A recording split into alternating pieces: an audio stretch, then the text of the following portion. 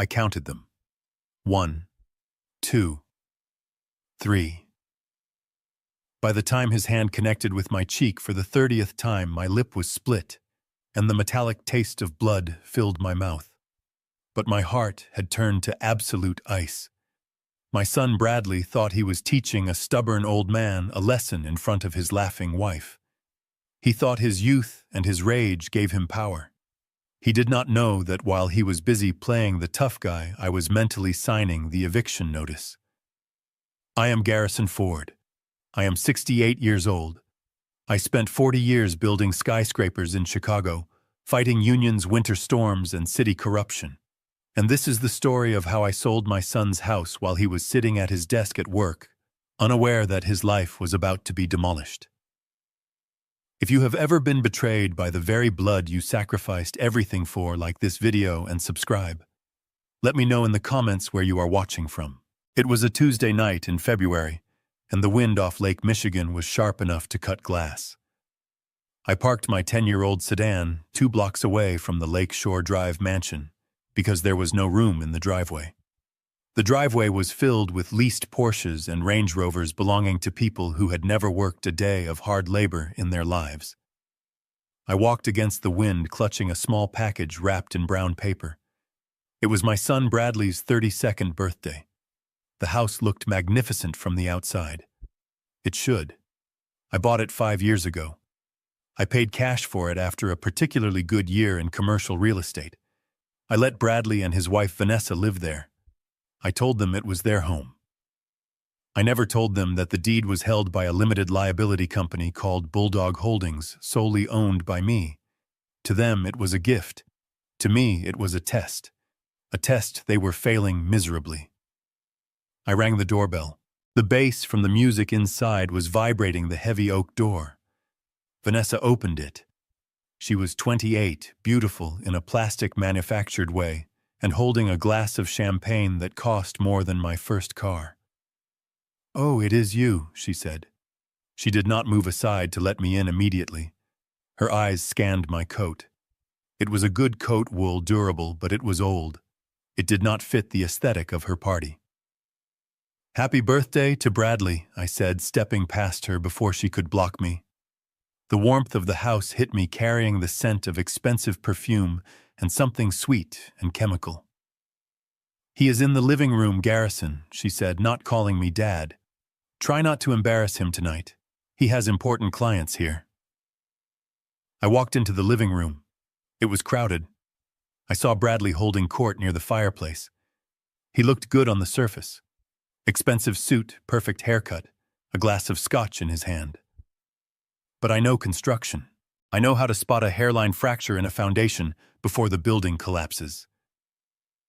Bradley was sweating. His eyes were darting around the room, nervous, erratic. He was laughing too loud. I approached him. "Happy birthday, son." The room went quiet. His friends, a collection of sales directors and influencers, looked at me. I was the anomaly. The old man with calloused hands in a room of manicured fingernails. "Dad," Bradley said. His voice was tight. "You made it." I handed him the package. It was his grandfather's watch. A 1945 mechanical piece that had been in our family for 3 generations. It was not flashy. It did not have diamonds. It was about heritage. It was about time. Bradley took it. He tore the paper. He looked at the old leather case and opened it. He stared at the watch for a second, and then he laughed. A short, cruel bark of a laugh. "Thanks, Dad," he said. He tossed the box onto a side table where empty glasses and used napkins were piled. It slid off the edge and fell into a trash bin filled with discarded wrapping paper. Vanessa giggled. "Oh, Bradley, be nice. Maybe we can sell it at a garage sale." I felt a tightening in my chest. Not anger. Disappointment. The kind of disappointment that tastes like ash. I walked over and retrieved the watch from the trash. I put it back in my pocket. "Can we talk?" Bradley hissed, grabbing my arm. His grip was hard. Too hard. He dragged me toward his home office. The library. I had built those shelves myself. I had installed that mahogany desk. He shoved me inside and locked the door. The music was muffled now. It was just us. "I need money, Dad," he said. He did not waste time. He did not ask how I was. He went straight to the point. I looked at him. "I retired 3 years ago, Bradley. You have a job.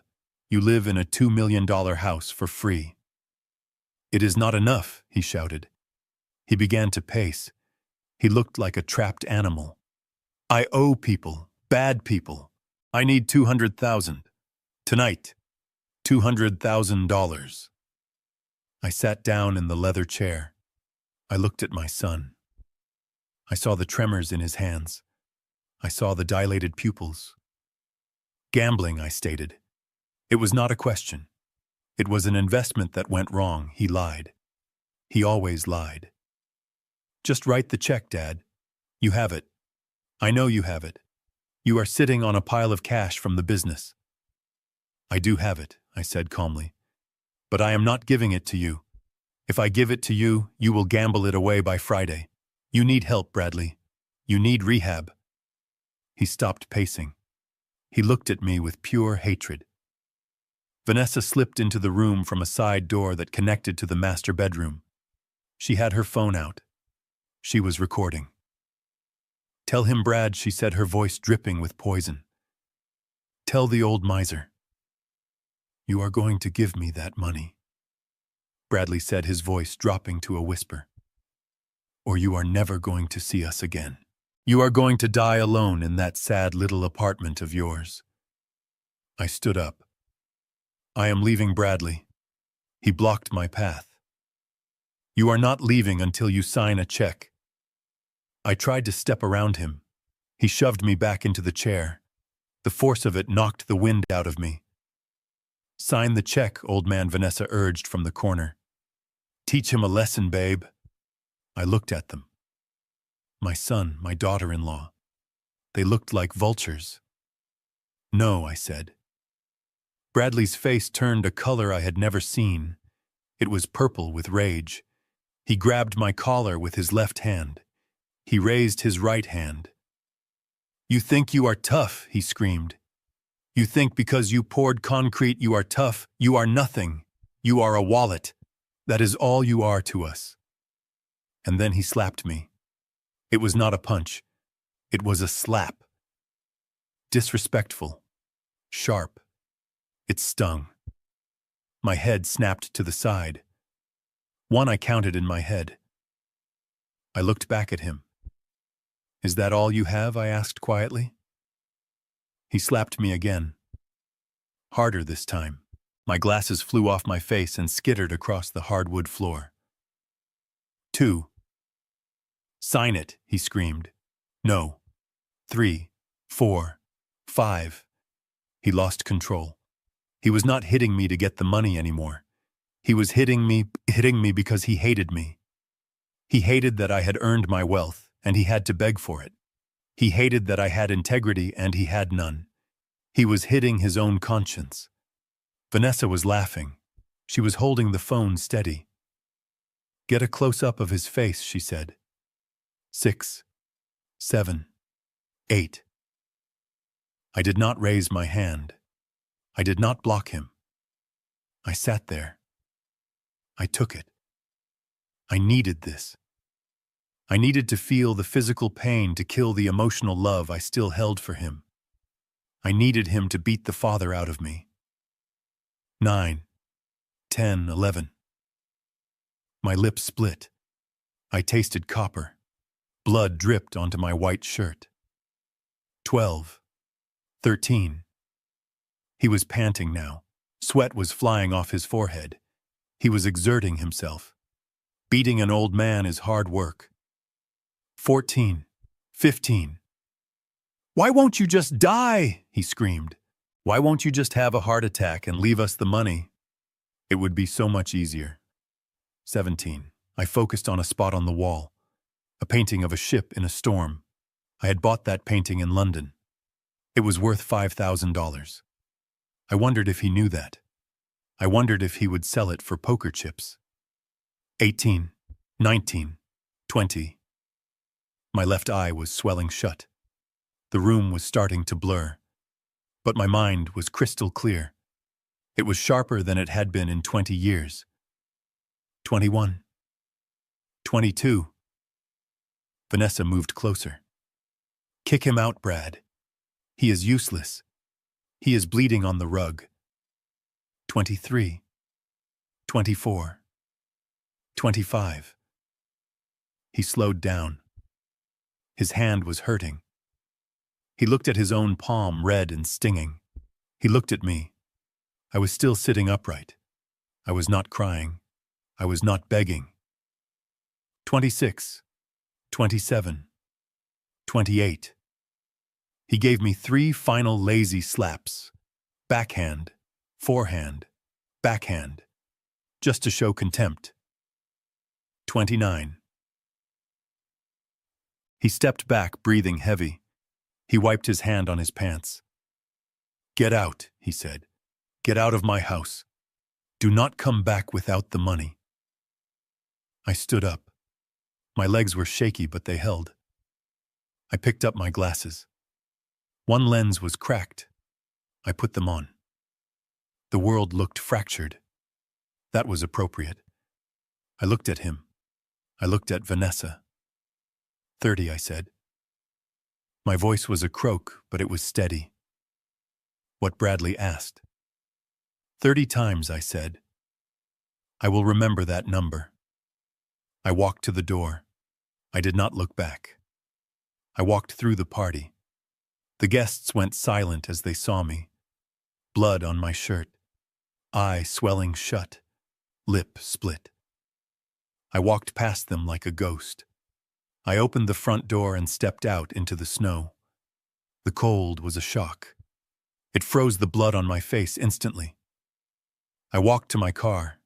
I got in. I did not turn the ignition on immediately.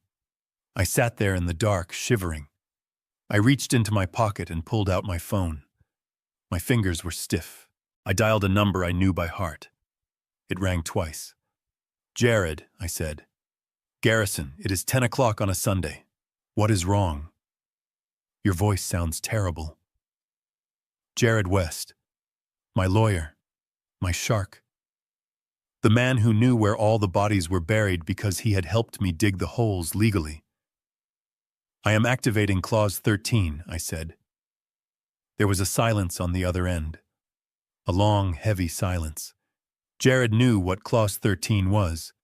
We had written it into the Bulldog Holdings operating agreement 5 years ago. It was the nuclear option. "Are you sure?" Garrison Jared asked softly. "Clause 13 is scorched earth. There is no coming back from that. It involves immediate liquidation." I touched my lip. I looked at the blood on my fingertip. I was just slapped 30 times by my son Jared. He told me to die. He told me I was just a wallet. "My God," Jared whispered. "Do you want me to call the police?" "No," I said. "Police are for protection. I do not want protection. I want destruction." "Understood," Jared said. His voice shifted. It became cold, professional, lethal. "What are your instructions?" "The house," I said. "The Lakeshore Drive house. It is technically a rental property owned by Bulldog Holdings. Bradley is a tenant at will. He just violated the terms of the lease by assaulting the landlord." "Correct," Jared said. "We can evict him. It will take 30 days. "No," I interrupted. "I do not want an eviction. I want it gone. I want to sell it. Tonight. Tonight, Garrison Real Estate does not work like that." "It does if you sell it to the right people," I said. "Call Bulldog Flippers. Call that group that buys distressed properties for cash, the ones who buy teardowns." "You mean the developers who strip the lots?" Jared asked. "They will offer you 50 cents on the dollar. You will lose $1 million in equity." "I do not care about the money," I said. "I want that house sold by noon tomorrow. I want the locks changed before he comes home from work. I want him to put his key in the door and realize he does not own a single brick." "I can make some calls," Jared said. "I can draft the paperwork tonight. If you are willing to take a massive loss, I can have a cash buyer lined up by 900 a.m. Do it, I said. And Jared, yes. Cancel everything else. The credit cards I pay for, the car lease under the company name, the insurance, the country club membership. Cut the strings, all of them. He is going to drown Garrison. He has no assets. He has a wife, I said grimly. Let us see how long she stays when the credit card declines. I hung up the phone. I started the car. The heater kicked in, blowing warm air onto my frozen hands.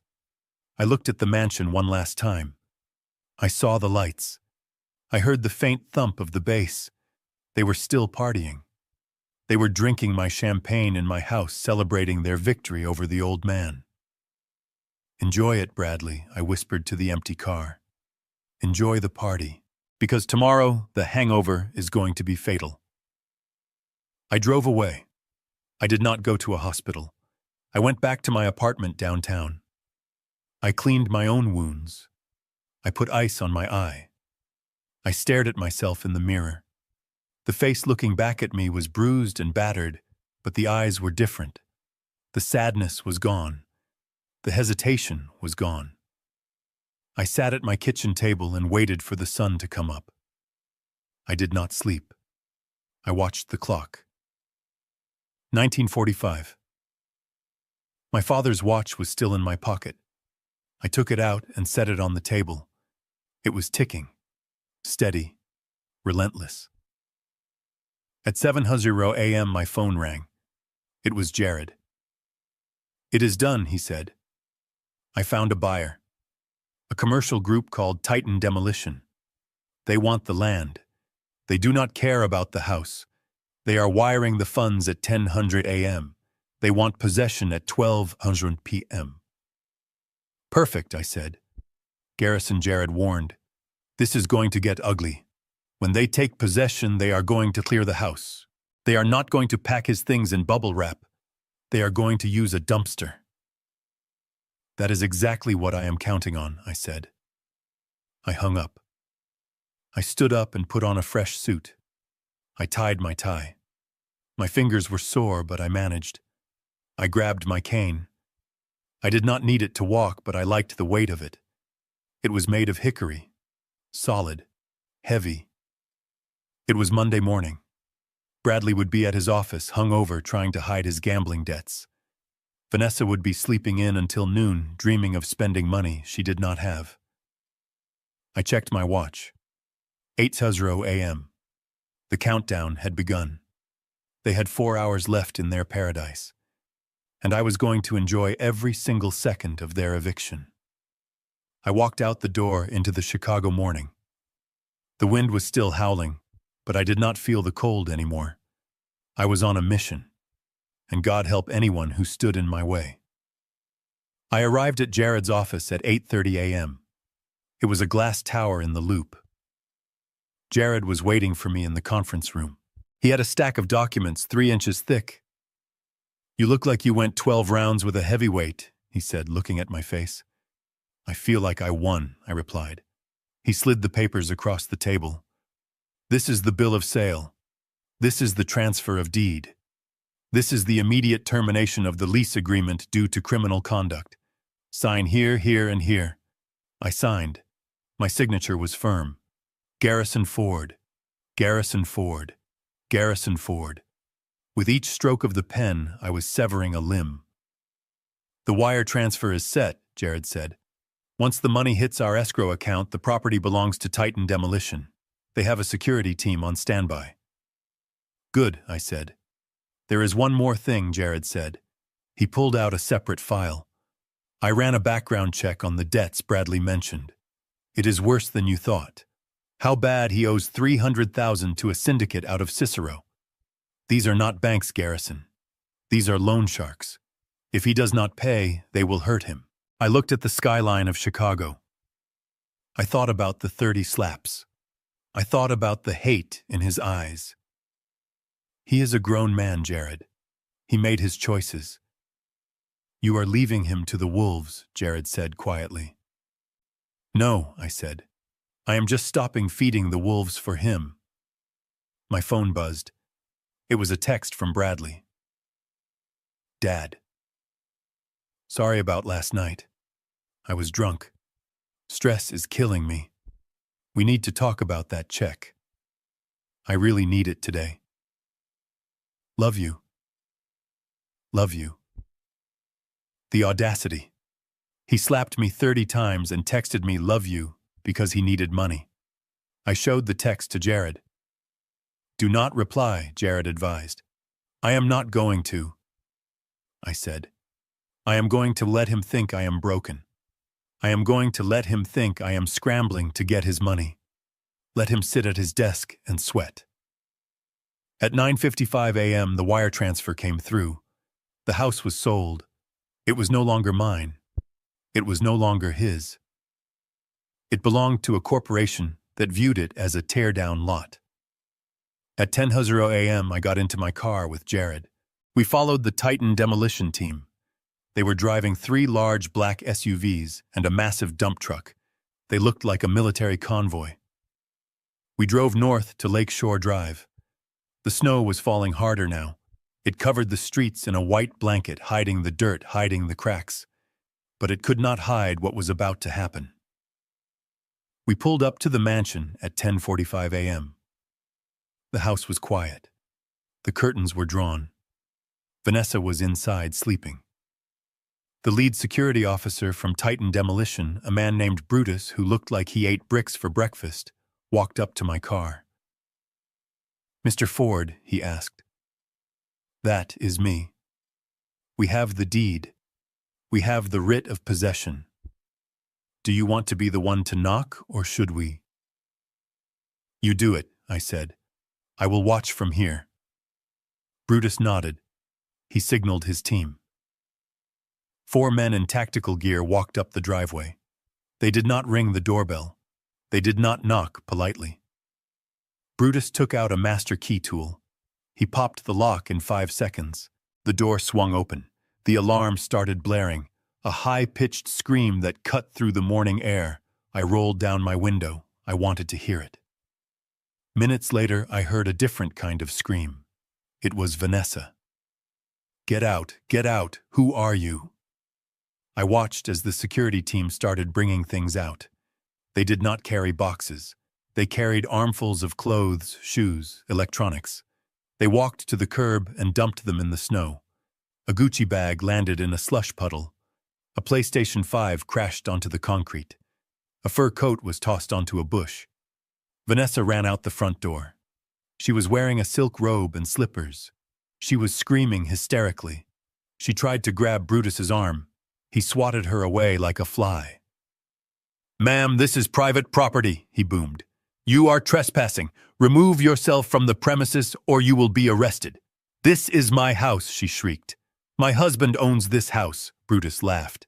He held up the deed. Nobody named Ford owns this house, lady. Titan Demolition owns it. And we are clearing the debris. Debris.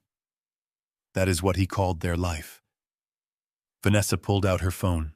She was shaking. She dialed Bradley. I sat in my car, warm and dry, and watched the show. My phone did not ring. Bradley was calling her, not me. He was about to find out that his bad day was turning into a catastrophe. The dump truck backed into the driveway. The men started tossing furniture into it. The expensive Italian leather sofa I had paid for, gone. The dining table, gone. It was ruthless. It was efficient. It was beautiful. Suddenly, a black BMW screeched around the corner. It was Bradley. He had left work. He drove up onto the lawn tires, spinning in the snow. He jumped out of the car, leaving the door open. "What are you doing?" he screamed. He ran toward Brutus. "Stop! Stop it!" I watched my son. He looked small. He looked powerless. Brutus stepped in front of him. He crossed his massive arms. "Back off, pal." "That is my stuff," Bradley yelled. "Not anymore," Brutus said. "Anything left in the property after transfer of ownership is considered abandoned. We are trashing it." Bradley looked around frantically. He saw the pile of clothes in the snow. He saw his wife crying on the sidewalk. And then he saw me. He saw my sedan parked across the street. He saw me sitting in the driver's seat watching him. He froze. The realization hit him like a physical blow. He ran across the street. He slipped on the ice, fell, scrambled up, and slammed his hands onto my car window. Dad. Dad, stop them. What did you do? I rolled the window down 2 inches. Just enough to hear him clearly. Just enough to let the cold air hit his face. I sold the house, Bradley, I said. You what? You cannot sell my house. It was never your house, I said. It was my house, and I sold it. The new owners are very efficient, aren't they?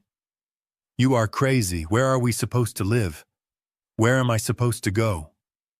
I looked at him. I looked at the bruise forming on my own face in the rearview mirror.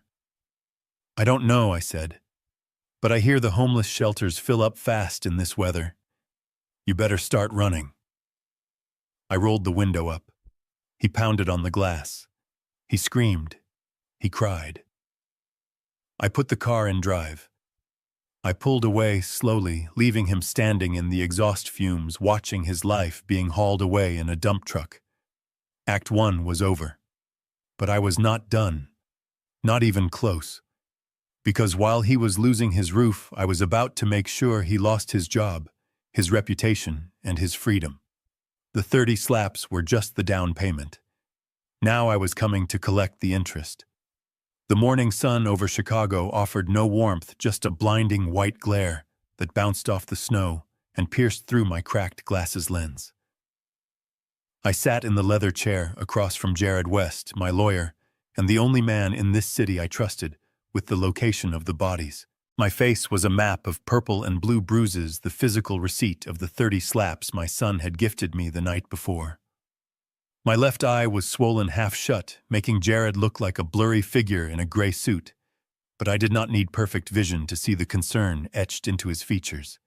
He was holding the property deed for the Lakeshore Drive mansion, the one Bradley had called home for 5 years, the one he had boasted about to his friends, the one he believed was his birthright. Jared looked at me, and then at the document, and then back at me. Garrison. You need to understand that even with an eviction notice, the law favors the tenant.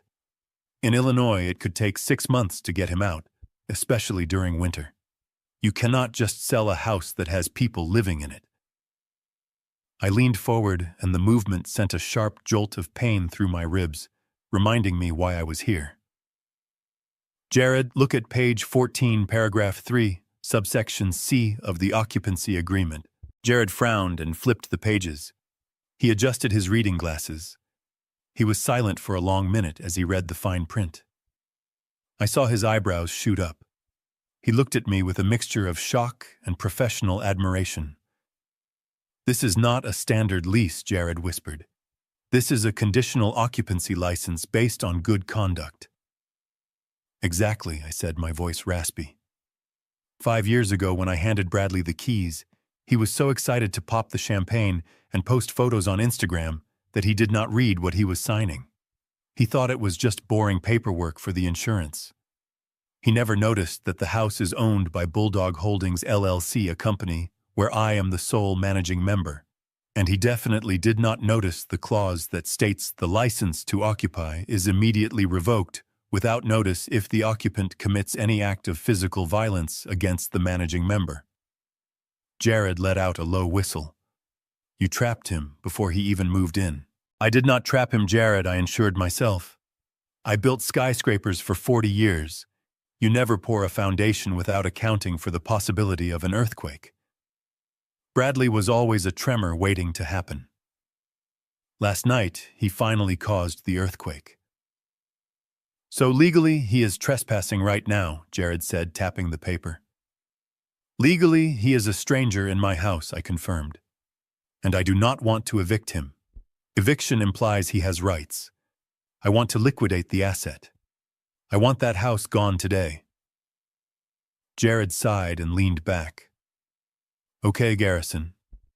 You have the legal right, but finding a buyer in 8 hours who can pay cash and is willing to deal with a hostile occupant is impossible.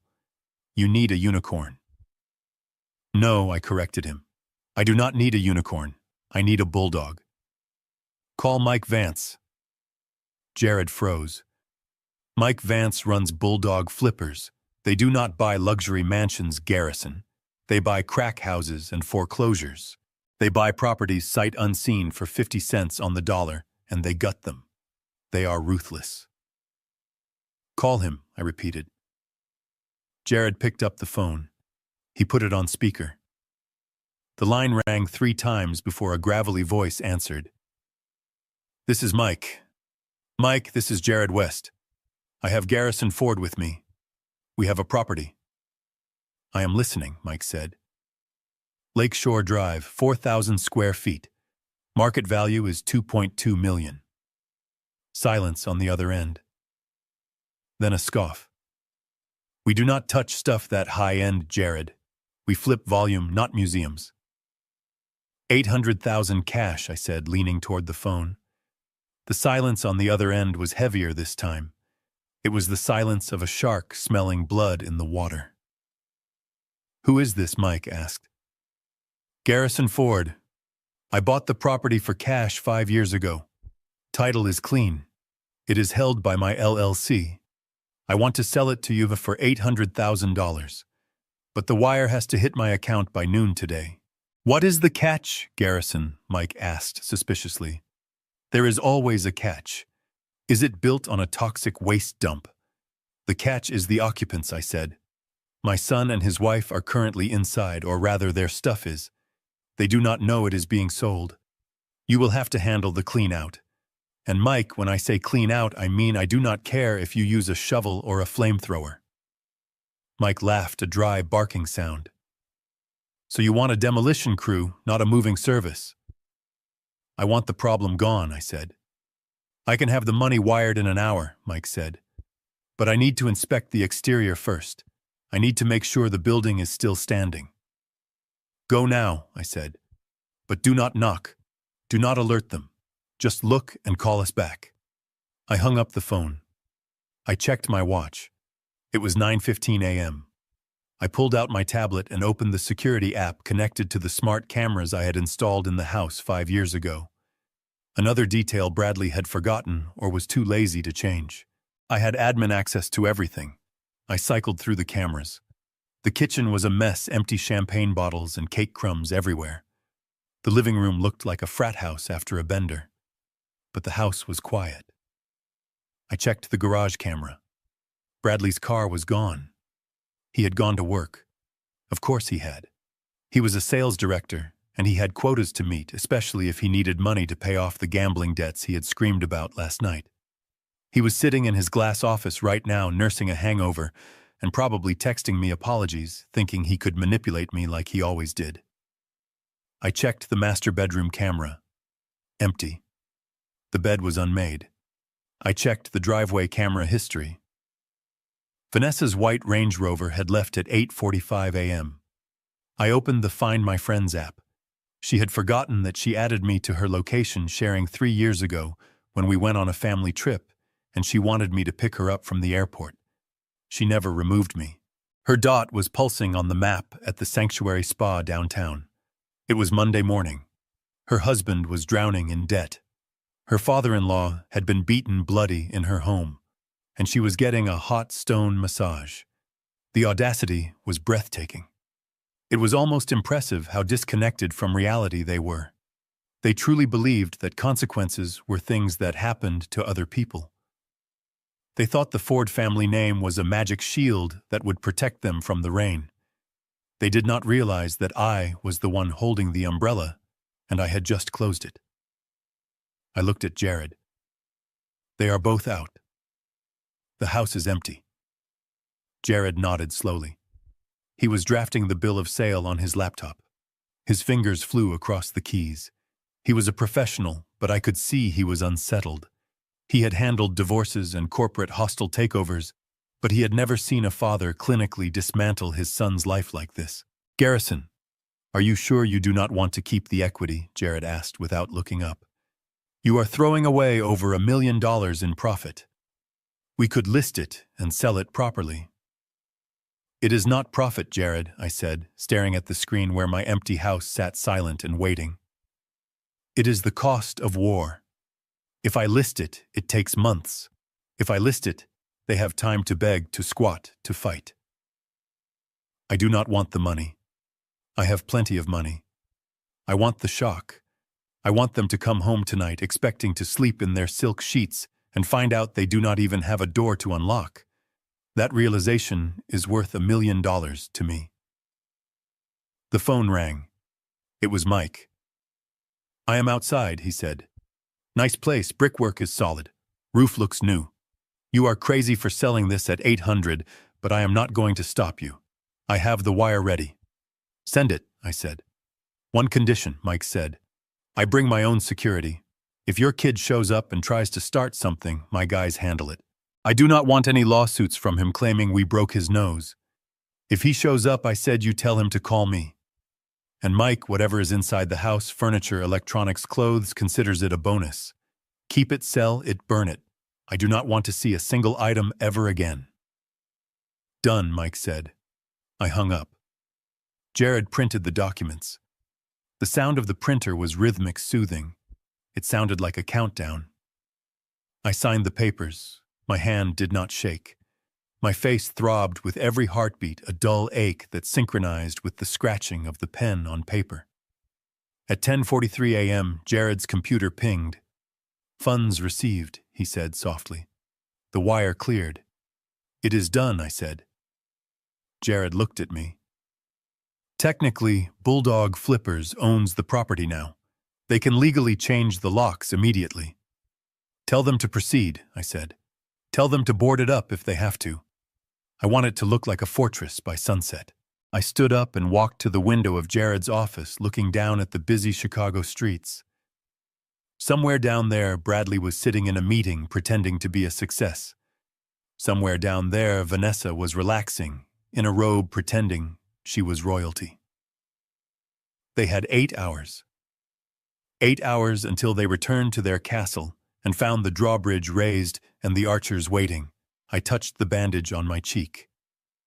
30 slaps, I whispered to the glass. I pulled out my phone. I had one more call to make. Not to Bradley, not to Vanessa, but to the private investigator I had kept on retainer for my business dealings. Find out who holds Bradley's gambling debt, I told the investigator. I want names. I want amounts. And I want to know exactly what happens to people who do not pay them. I was not going to pay his debts. But I wanted to know exactly how deep the water was before I watched him drown. The house was just the beginning. By the time the sun went down today, Bradley would be homeless. By the end of the week, I intended for him to be jobless. I sat back down and closed my eyes, waiting for the clock to tick. The silence in the room was heavy, but for the first time in 24 hours, the pain in my face felt bearable. It was the anesthesia of action. I was no longer a victim. I was the architect of their ruin. The convoy of black SUVs and the massive dump truck rolled onto the pristine pavement of Lakeshore Drive like a funeral procession for a life that was not quite dead yet. I sat in the passenger seat of Jared's car, watching the steam rise from the exhaust pipes in the frigid Chicago air. It was 10:46 a.m. The neighborhood was quiet, the kind of hushed silence that only money can buy, where the loudest sound is usually a landscaping crew or a delivery van. Today, the loudest sound would be the destruction of my son's delusions. Mike Vance, the owner of Bulldog Flippers, stepped out of the lead truck. He looked exactly like the kind of man you hire when you want a problem to disappear, not when you want it solved. He wore a heavy canvas jacket and steel-toed boots that crunched loudly on the salted driveway. He signaled to his crew. 8 men piled out. They were not wearing uniforms with polite name tags. They were wearing hoodies, tactical vests, and expressions of absolute indifference. They carried heavy-duty trash bags, snow shovels, and crowbars. I got out of the car. My cane sank slightly into the snow. The pain in my face was a dull, throbbing rhythm, a constant reminder of why we were here. Jared stayed in the car on a conference call preparing the legal firewall for the inevitable backlash, but I needed to be inside. I needed to see it. Mike walked up to the front door. He did not bother looking for a hide-a-key. He did not check if it was unlocked. He jammed a heavy demolition tool into the jamb, and with one violent, efficient jerk, the wood splintered and the door swung open. The house alarm screamed instantly. It was a piercing shriek designed to panic intruders, but Mike's crew did not even flinch. They walked in as if they were entering a grocery store. I followed them. The inside of the house smelled like stale champagne and expensive cologne, the lingering scent of last night's party. Red plastic cups were scattered on the marble foyer. A half-eaten cake sat on the antique console table I had bought them as a housewarming gift. It was a snapshot of a life lived without consequences. "Clear it," Mike shouted over the alarm. "Everything goes. If it is not nailed down, it is trash. If it is nailed down, pry it up." The crew moved like locusts. They split up, heading for the living room, the kitchen, and the stairs. I stood in the foyer watching the dismantling of 5 years of my generosity. One of the men walked past me carrying the 60-inch television from the living room. He did not unplug the cords carefully. He ripped them out of the wall, leaving jagged holes in the drywall. He walked to the front door and tossed the TV into the snowbank outside like it was a frisbee. Another man was sweeping the contents of the kitchen counters into a black trash bag.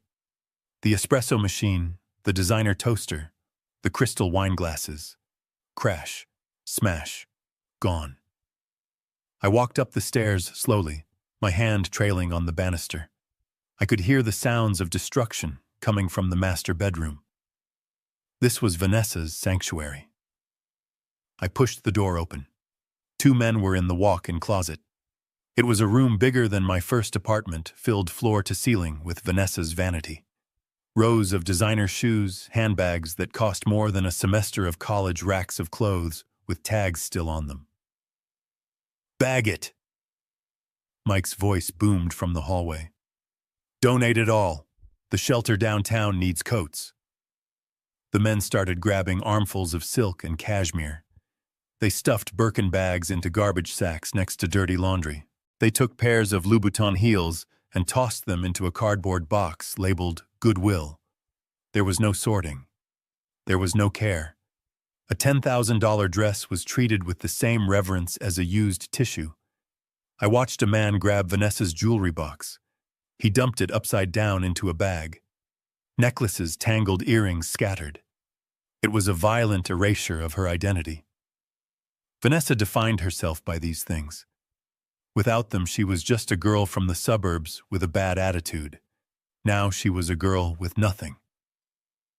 I left them to their work and walked down the hall to the guest room which Bradley had converted into his man cave. This was where he hid when reality got too heavy. It was dark, smelling of stale smoke and sweat. Posters of movies he had never seen lined the walls. A gaming setup that rivaled NASA's control center dominated the corner. Mike followed me in. "Nice toys," he grunted. "Trash it," I said. Mike nodded to one of his guys. The man grabbed the monitors and the console and carried them out. I walked over to the closet in the corner. Bradley thought he was clever. He thought he had secrets. But I had built this house. I knew every inch of it. I knew that behind the false panel in the closet, there was a wall safe. I had installed it myself years ago, thinking he might use it to store deeds or bonds or maybe family photos. "Open it, Mike," I said, pointing to the panel. Mike didn't ask for the combination. He pulled a drill from his belt. 2 minutes of grinding noise later, the lock mechanism sparked and the heavy steel door swung open. I expected to find cash. I expected to find maybe some chips from the casino. The safe was almost empty. There was no money. Of course there wasn't. Bradley burned money faster than he could earn it. Instead, there was a stack of papers bound by a rubber band. I reached in and took them. My hands were shaking slightly, not from cold, but from adrenaline. I walked over to the window where the winter light was stronger. I snapped the rubber band and began to read. The first few pages were what I expected. Markers, IOUs from underground casinos in Cicero and Joliet, handwritten notes on napkins signed with shaky scrawls promising to pay 50,000 here, 20,000 there. The interest rates scribbled in the margins were astronomical. These were not debts you paid off. These were debts you died for. I flipped through them. The total was staggering. He was in deeper than I had imagined. He wasn't just drowning, he was already on the ocean floor. But it was the document at the bottom of the stack that made my blood run cold. It stopped my breath in my throat. It was a thick, formal document in a blue folder. A life insurance policy. I opened it. The policyholder was me, Garrison Ford. I scanned the details. It was a term life policy taken out 2 years ago. The coverage amount was $5 million, but I had never signed this. I looked at the signature at the bottom. It was my name, but it wasn't my hand. It was a forgery, a good one, but a forgery nonetheless. Bradley had practiced. He had traced my signature from the birthday checks I sent him. And there in the section marked Primary Beneficiary was his name, Bradley Ford. I stared at the paper. The world around me, the sound of the crew smashing furniture, the alarm blaring, the wind howling outside, it all faded into a buzzing silence. He was betting on my death. He wasn't just waiting for me to die. He was banking on it.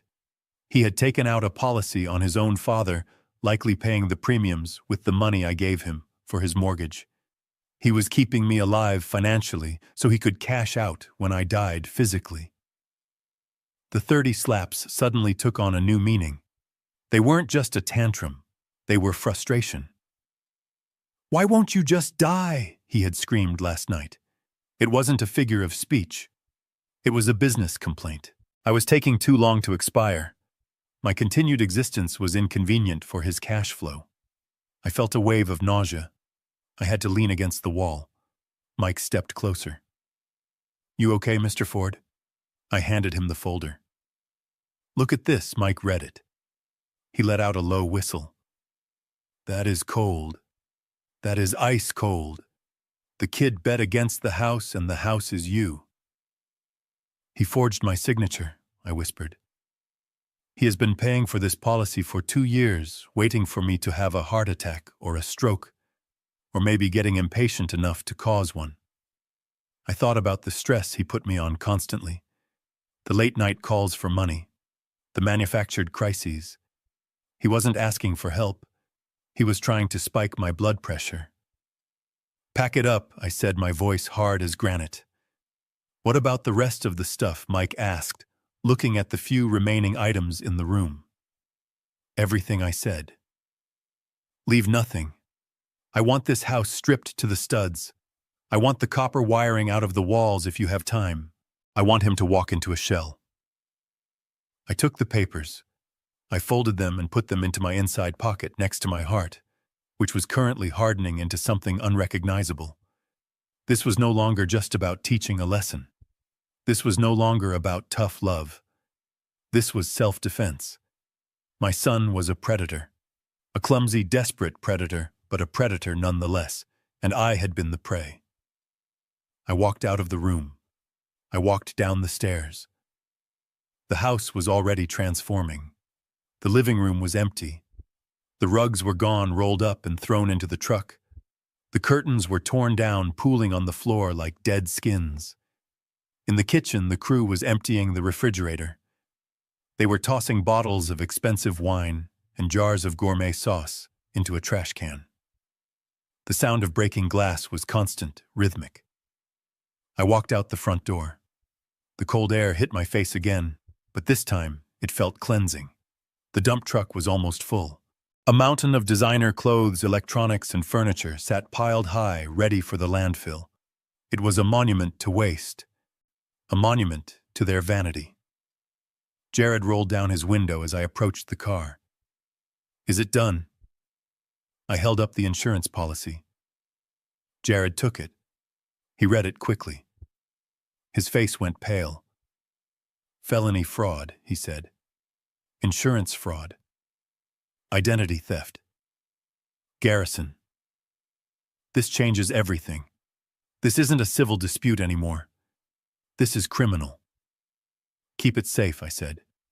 We will use it later. Right now, I just want to watch the end of the show. I got into the car. We sat there in silence watching the Bulldog crew finish the job. They moved with brutal efficiency. Within an hour, the house was empty. It echoed. It was just a shell of drywall and timber. Mike Vance walked out last. He was holding a set of heavy padlocks and sheets of plywood. He walked over to the windows. His men drilled the plywood into the frames. The sound of the drills was loud and final. They covered the bay windows overlooking the lake. They covered the front door's glass panels. The house went blind. Then Mike took the padlock. He looped a heavy chain through the door handles. He snapped the lock shut. He walked over to my car and tapped on the window. "Secured," he said. "Nobody is getting in there without a tank." "Thank you, Mike," I said. "My pleasure." "What about the stuff in the truck? You want to sort through it. Maybe save some family photos." I thought about the photos. Photos of Bradley graduating. Photos of his wedding to Vanessa, where I paid for the open bar. Photos of a family that I thought existed, but was really just a long con. "Burn it," I said. "Or dump it. I don't care. Just get it away from me." Mike nodded. He signaled the driver. The massive truck engine roared to life. Black smoke puffed into the gray sky. The convoy began to move. They pulled away from the curb, leaving deep tracks in the snow. I watched them go. I watched my son's life disappear around the corner, heading for the city dump. I looked back at the house. It stood dark and silent, boarded up like a plague house. It looked dead. It was perfect. "Let's go, Jared," I said. "Where to?" Jared asked. "To the precinct," I said. "I want to file a report about a stolen identity, and then I want to get a steak. I'm hungry." As we drove away, I checked my phone. No calls from Bradley yet.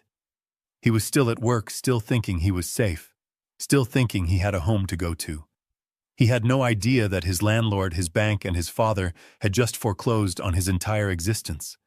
The papers in my pocket felt heavy. They were the nail in the coffin. He had bet on my death.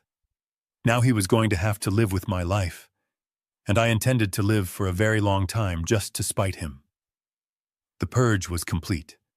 Now it was time for the silence, the long, cold silence before the scream. I leaned my head back against the seat and watched the city pass by. I touched the watch in my pocket. It was still ticking. My time wasn't up. His was. I sat in a high-backed leather booth at Gibson's Bar and Steakhouse, watching the condensation slide down the side of my Scotch glass. The restaurant was dimly lit, filled with the low hum of business deals and political maneuvering. It was a place for power, not for weakness. But as my phone vibrated on the white tablecloth displaying the name Bradley, I prepared to give the greatest performance of my life. I let it ring once, twice, 3 times. I wanted him to picture me unconscious or maybe dead. I wanted his pulse to spike. I wanted him to taste the panic of his golden goose potentially expiring before laying the golden egg. On the 4th ring, I picked up. I did not say hello. I just let out a ragged, wet cough that rattled deep in my chest. It was easy to fake because my ribs actually felt like they had been kicked by a mule. Dad Bradley's voice cracked through the speaker. "Dad, are you there? Oh God, please tell me you are okay." I closed my eyes, leaning my head back against the booth. I conjured the image of a frail, broken old man, the man he thought I was. "Bradley." I whispered, my voice trembling and weak. I am here." "Where are you, Dad?" "I have been calling and calling. I went by your apartment, but you weren't there. Vanessa is freaking out. We are so worried." Liar. He wasn't worried about my health. He was worried that if I wasn't found, his $200,000 check would vanish into the ether of probate court. I am at the hospital, son, I lied. My voice sounded thin, pitiful. St. Luke's. The emergency room. They are running scans. My head. I can't see straight, Bradley. Everything is blurry. There was a pause on the other end. I could hear the background noise of his office. Phones ringing, people typing. He was at his desk, probably huddled in a corner, trying to keep his voice down so his coworkers wouldn't hear him, begging his battered father for cash. Jesus, Dad, Bradley said, and for a second he almost sounded human. I am so sorry. Last night, I don't know what happened. I snapped. The stress. These guys are pressuring me, Dad. They threatened to hurt Vanessa. I just lost it. It won't happen again. I swear. It was the classic abuser's anthem. It wasn't me, it was the stress. It won't happen again. I had heard it 1,000 times before, usually followed by a request for a loan to cover a margin call or a car repair. I know, son, I wheezed, acting the part of the battered, codependent parent. I know you didn't mean it. You are a good boy deep down. I almost gagged saying it. The scotch burned my throat, washing away the taste of the lie. Dad, look, I can come down there, Bradley said, his voice shifting gears, urgency creeping in. I can come to the hospital right now. We can talk to the doctors together. No, I said quickly, too quickly. I had to dial it back. No, Bradley. They gave me something. Morphine, I think. I am drifting. If you come here now, I won't make sense. I need to sleep. They said I need to sleep for a few hours before the neurologist sees me.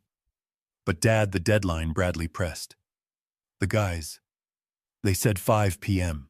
If I don't have the money by 5, they are going to come to the house. They are going to hurt us.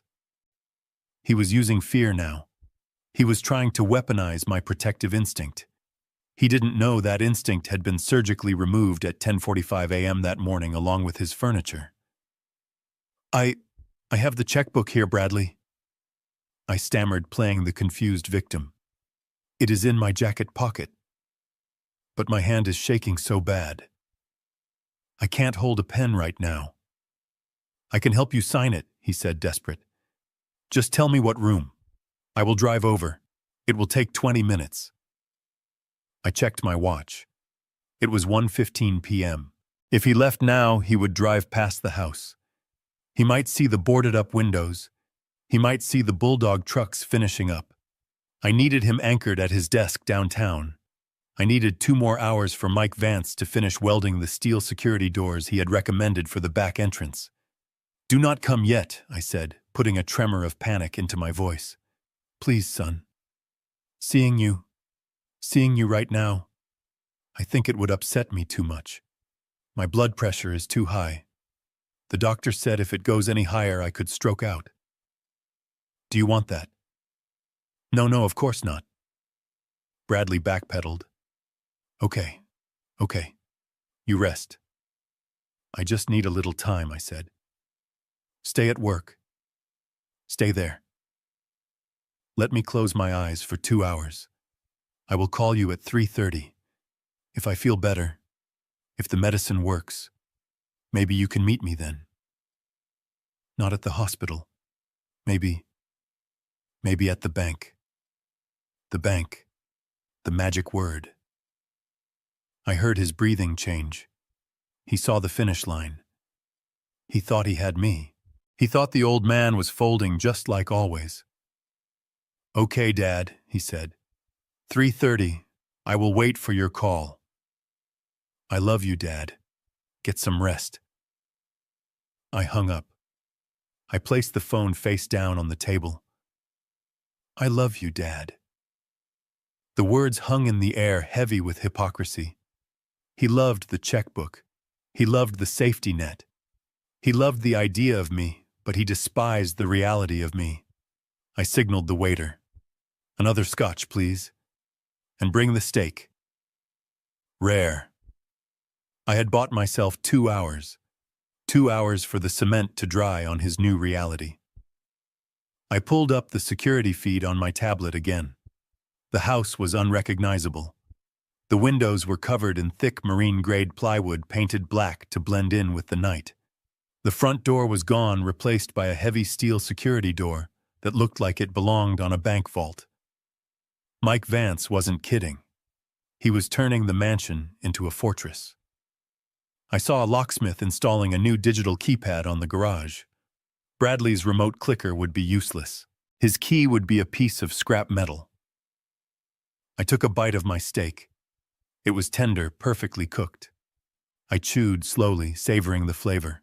My jaw clicked with every bite, a souvenir from the 30th slap, but I ignored it. At 2:00 p.m., my private investigator texted me. Subject Bradley Ford, debt. Holder Sergei Volkov. Cicero Syndicate. Amount $285,000 principal plus Vijay. Status delinquent. Notes. Volkov is not patient. He breaks thumbs for late fees. He takes collateral for defaults. I stared at the screen. 285,000. He had lied to me even while begging. He told me 200. He was going to take my money and still be short. He was going to gamble the rest, trying to make up the difference and lose it all. He was a dead man walking. And he wanted to drag me into the grave with him. I deleted the text.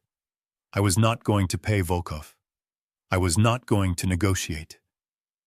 That was Bradley's mess. He wanted to be a big shot with his high roller friends. Now he could deal with the big shot consequences. At 3:00 p.m. I asked for the check. I paid with my black card. I tipped the waiter $100. Thank you, Mr. Ford, the waiter said. You look like you have been through a war, sir. I touched the bruise on my cheekbone. It was throbbing, pulsing in time with the city. I have son, I said, standing up and buttoning my coat. But the war is over. Now comes the surrender. I walked out of the restaurant and into the cold afternoon light. The wind had picked up, whipping snow around the skyscrapers. It was a brutal, unforgiving city. It didn't care about your excuses. It didn't care if you were stressed or drunk or entitled. It only cared about what you could build and what you could hold on to. Bradley couldn't hold on to anything. Not his money, not his temper, not his family. I got into my car. I checked the time. 3:25 p.m. It was time to make the call. But not the call he was expecting.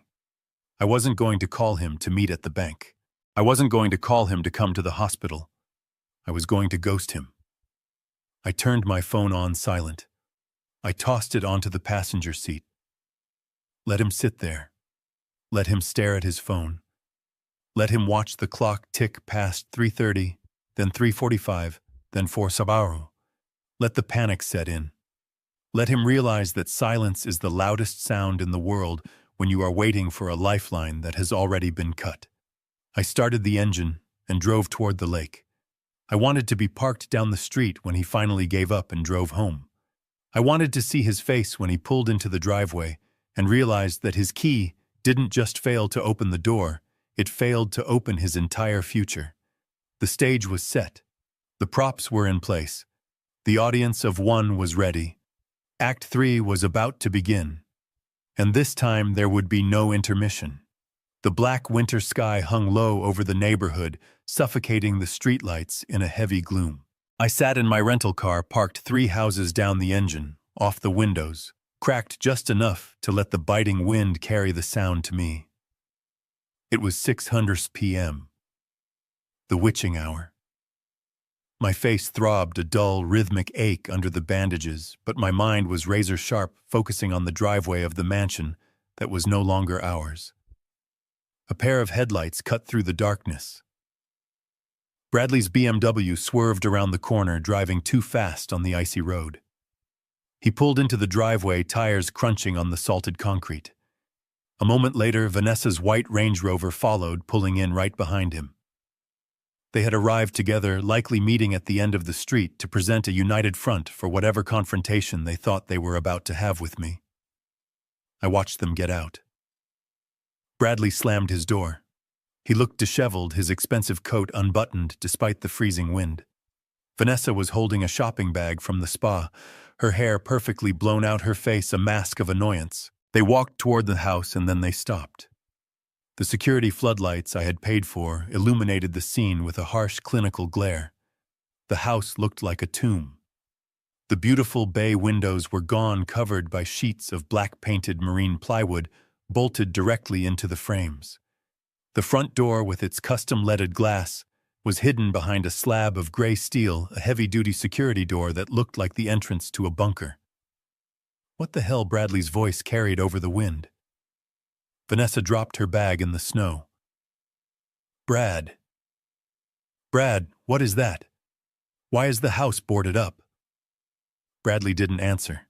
He ran up the steps. He fumbled in his pocket and pulled out his keys. He jammed the key toward where the lock should have been, but the steel door had no keyhole. The digital keypad was gone, ripped out, and replaced by a smooth metal plate. He rattled the heavy steel handle. It didn't budge. It was solid, immovable. Open the door, he shouted, pounding his fist against the metal. Dad, I know you are in there. Open the damn door. Vanessa ran up behind him. She was shivering in her thin coat. My clothes, she shrieked. My jewelry. Brad, get us inside. It is freezing. Bradley turned his anger on the house. He kicked the door. A hollow clang rang out, echoing down the quiet street. He ran to the living room window and clawed at the plywood, trying to find a grip to rip it down. This is my house, he screamed, his voice cracking. You cannot lock me out! He ran back to his car and popped the trunk. He pulled out a tire iron. Do not do it, son, I whispered from the darkness of my car. Do not make it worse. He didn't hear me. He marched back to the front door and swung the iron with all his strength. Clang! The sound was violent, ugly. He swung again, hitting the steel frame. That was the trigger. The alarm system I had installed didn't just beep, it roared.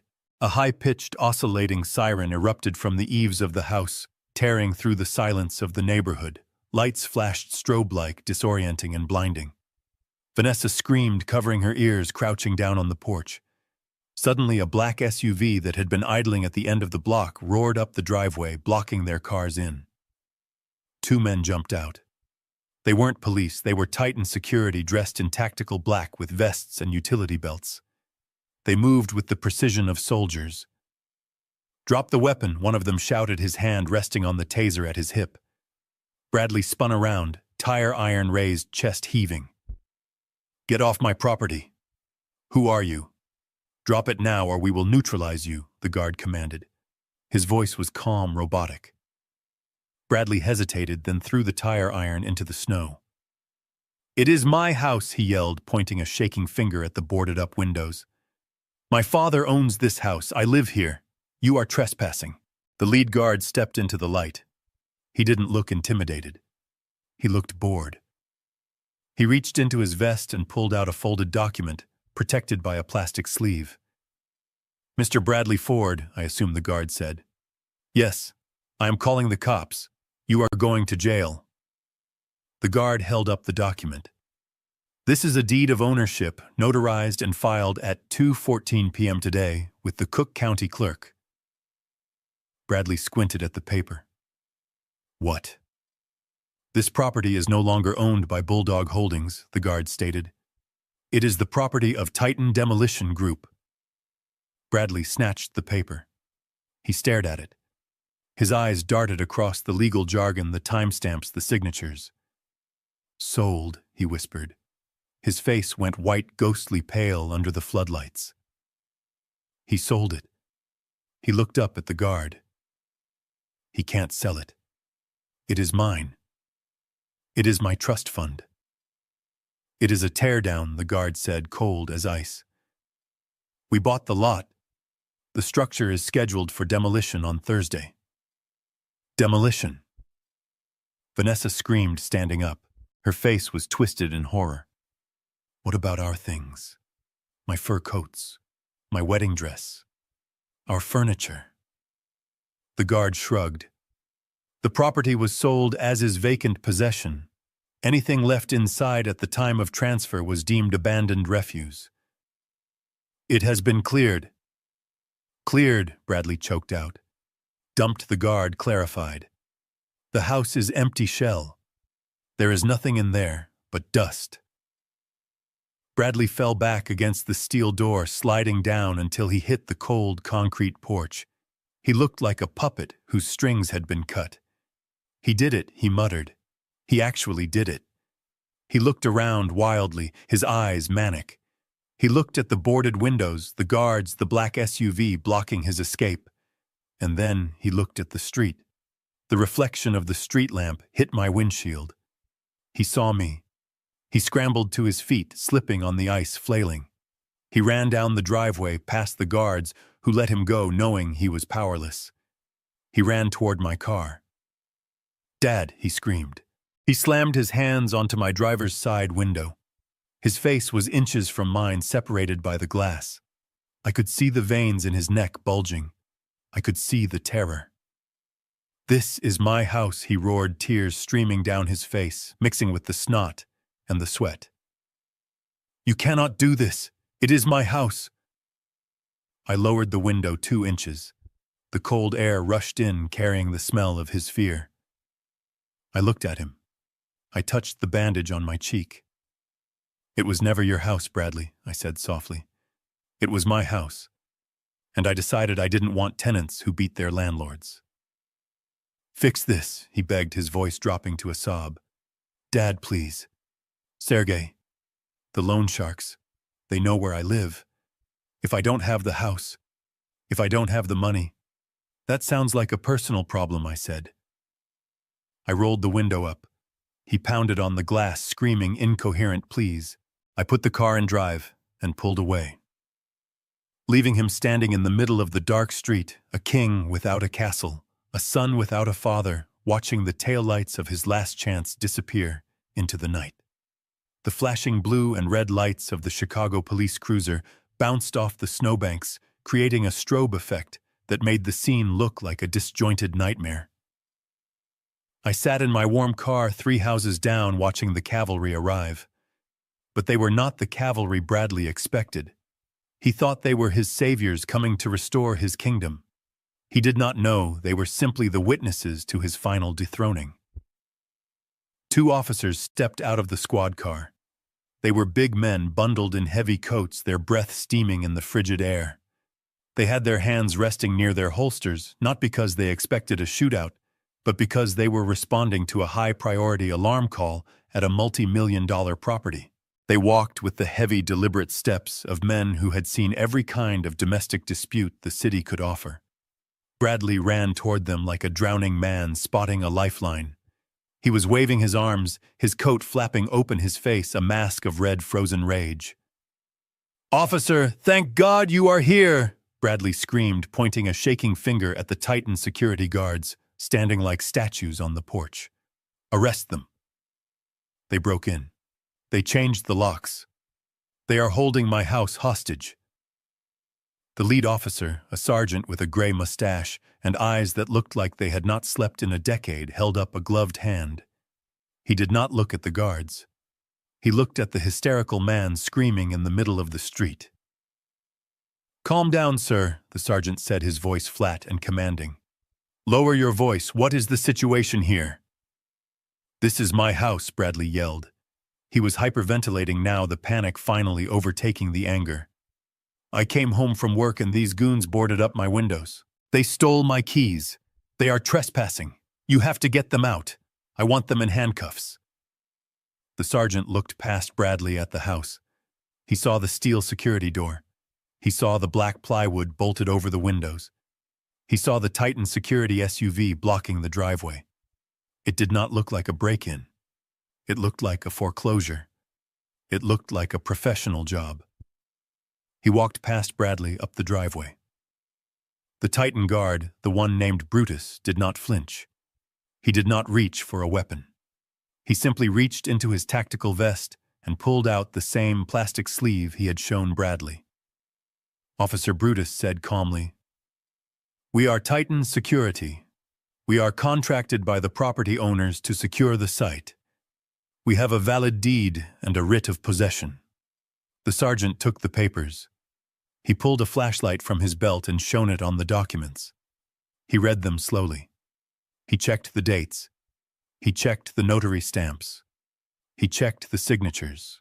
Bradley was hovering behind him, hopping from foot to foot in the snow. "Tell them," Officer Bradley spat. "Tell them to get off my property." The sergeant lowered the flashlight. He handed the papers back to Brutus. He turned around slowly to face my son. "Sir, do you have any identification?" the sergeant asked. Bradley blinked.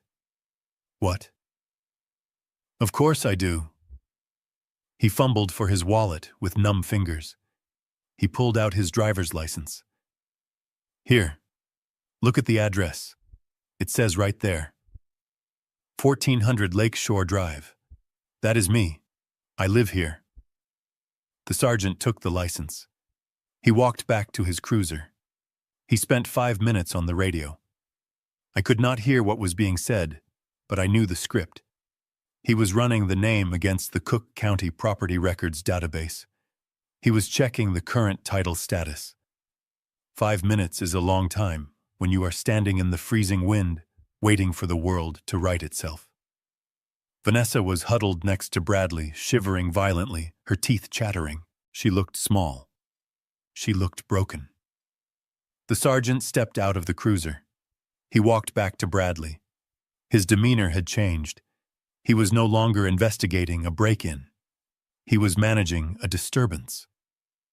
"Mr. Ford," the sergeant said, handing back the license, "according to the county records updated this afternoon, you are not the owner of this property." "What?" Bradley gasped. "That is a mistake. My father owns it. Garrison Ford, and I am his son. I have lived here for 5 years." The sergeant shook his head. "The previous owner was a corporate entity called Bulldog Holdings. The current owner as of 2:14 p.m. today is Titan Demolition Group. Your name is not on the deed. Your father's name is not on the deed." Bradley looked like he had been slapped. He staggered back. "No. No, that is impossible. You have to call my father. He wouldn't do this." "Sir," the sergeant continued, his voice losing its patience, "the paperwork is in order. You are technically trespassing. The new owners have secured the property. If you have a dispute with the sale, that is a civil matter for the courts. Right now, you need to leave the premises." "Leave," Bradley shrieked. "Where am I supposed to go? My stuff is in there." That was the trigger for Vanessa.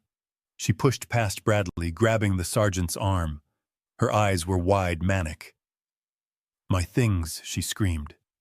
"My closet. I have $50,000 worth of clothes in there. My jewelry, my bags. You have to let me in to get my things. They cannot just lock us out from our own lives." The sergeant looked at Brutus. The guard stepped forward. "Officer, the property was purchased as is vacant possession. The contract explicitly states that any personal property remaining on site at the time of transfer is considered abandoned." "Refuse." "Refuse," Vanessa whispered. The word hung in the air like a curse. "We cleared the structure immediately upon possession." Brutus continued, his voice devoid of any empathy. "The contents have been removed and disposed of in accordance with city sanitation codes." "Disposed of!" Vanessa shrieked. Her knees gave out. She collapsed into the snow, not fainting, but crumbling under the weight of the realization. "You threw it away! You threw my Hermes bags in the trash." "It is in a landfill by now," Ma'am Brutus said. "No," Vanessa wailed. She clawed at the snow. "My shoes. My wedding dress. My life." The sergeant looked uncomfortable. He was used to domestic violence and drunk drivers, not the destruction of a luxury lifestyle. "Look, folks," the sergeant said, trying to de-escalate. If they threw your stuff out, you can sue them for damages. But I cannot let you in. The house is sealed. It is a construction site now. You need to clear the area. You are blocking the road and disturbing the peace." Bradley grabbed the sergeant's lapel. "A fatal mistake." "You do not understand," he yelled, shaking the officer. "You have to arrest them. They stole my life." The sergeant reacted instantly. He slapped Bradley's hand away and shoved him back against the hood of the BMW. "Do not touch me," the sergeant barked, his hand resting on his taser. "Step back or you go in the back of the car." Bradley froze. The reality of the badge and the gun finally pierced through his entitlement. He raised his hands slowly. He was shaking. Tears were streaming down his face, freezing on his cheeks. He looked at the house. The boarded-up windows stared back like dead eyes. He looked at Vanessa sobbing in the slush, ruining the only outfit she had left. And then he looked at the street again.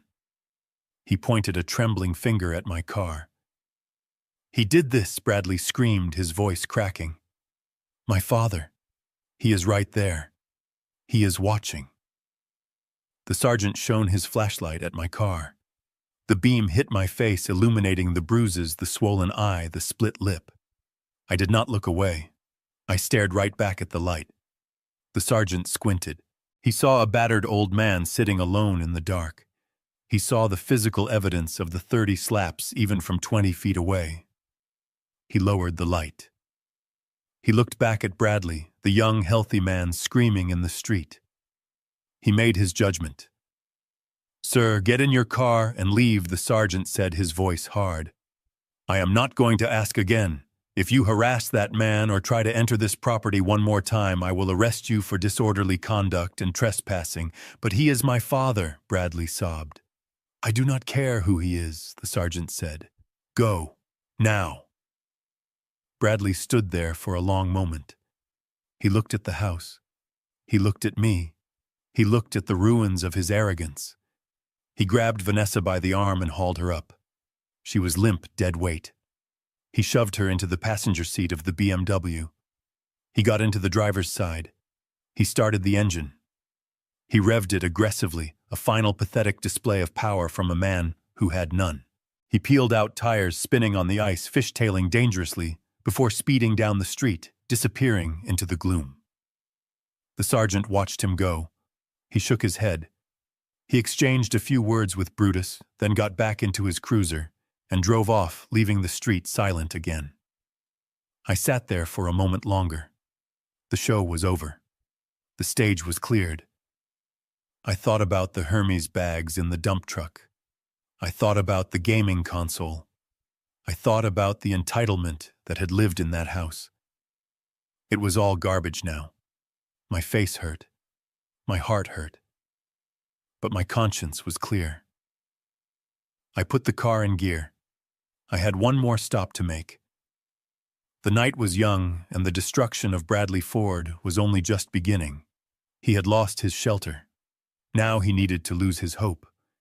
And I knew exactly where to find the man who held the rest of his debt. I drove away, leaving the steel-clad fortress behind. It was no longer a home. It was a monument to consequences, and tomorrow the wrecking ball would finish the job. I watched the city lights blur past the tinted window of the black Lincoln town car Jared had summoned. We were not going to a steakhouse anymore. The adrenaline had faded, replaced by the throbbing ache in my face and the bone-deep weariness of a man who had just performed an amputation on his own family tree. But the night was not done with me.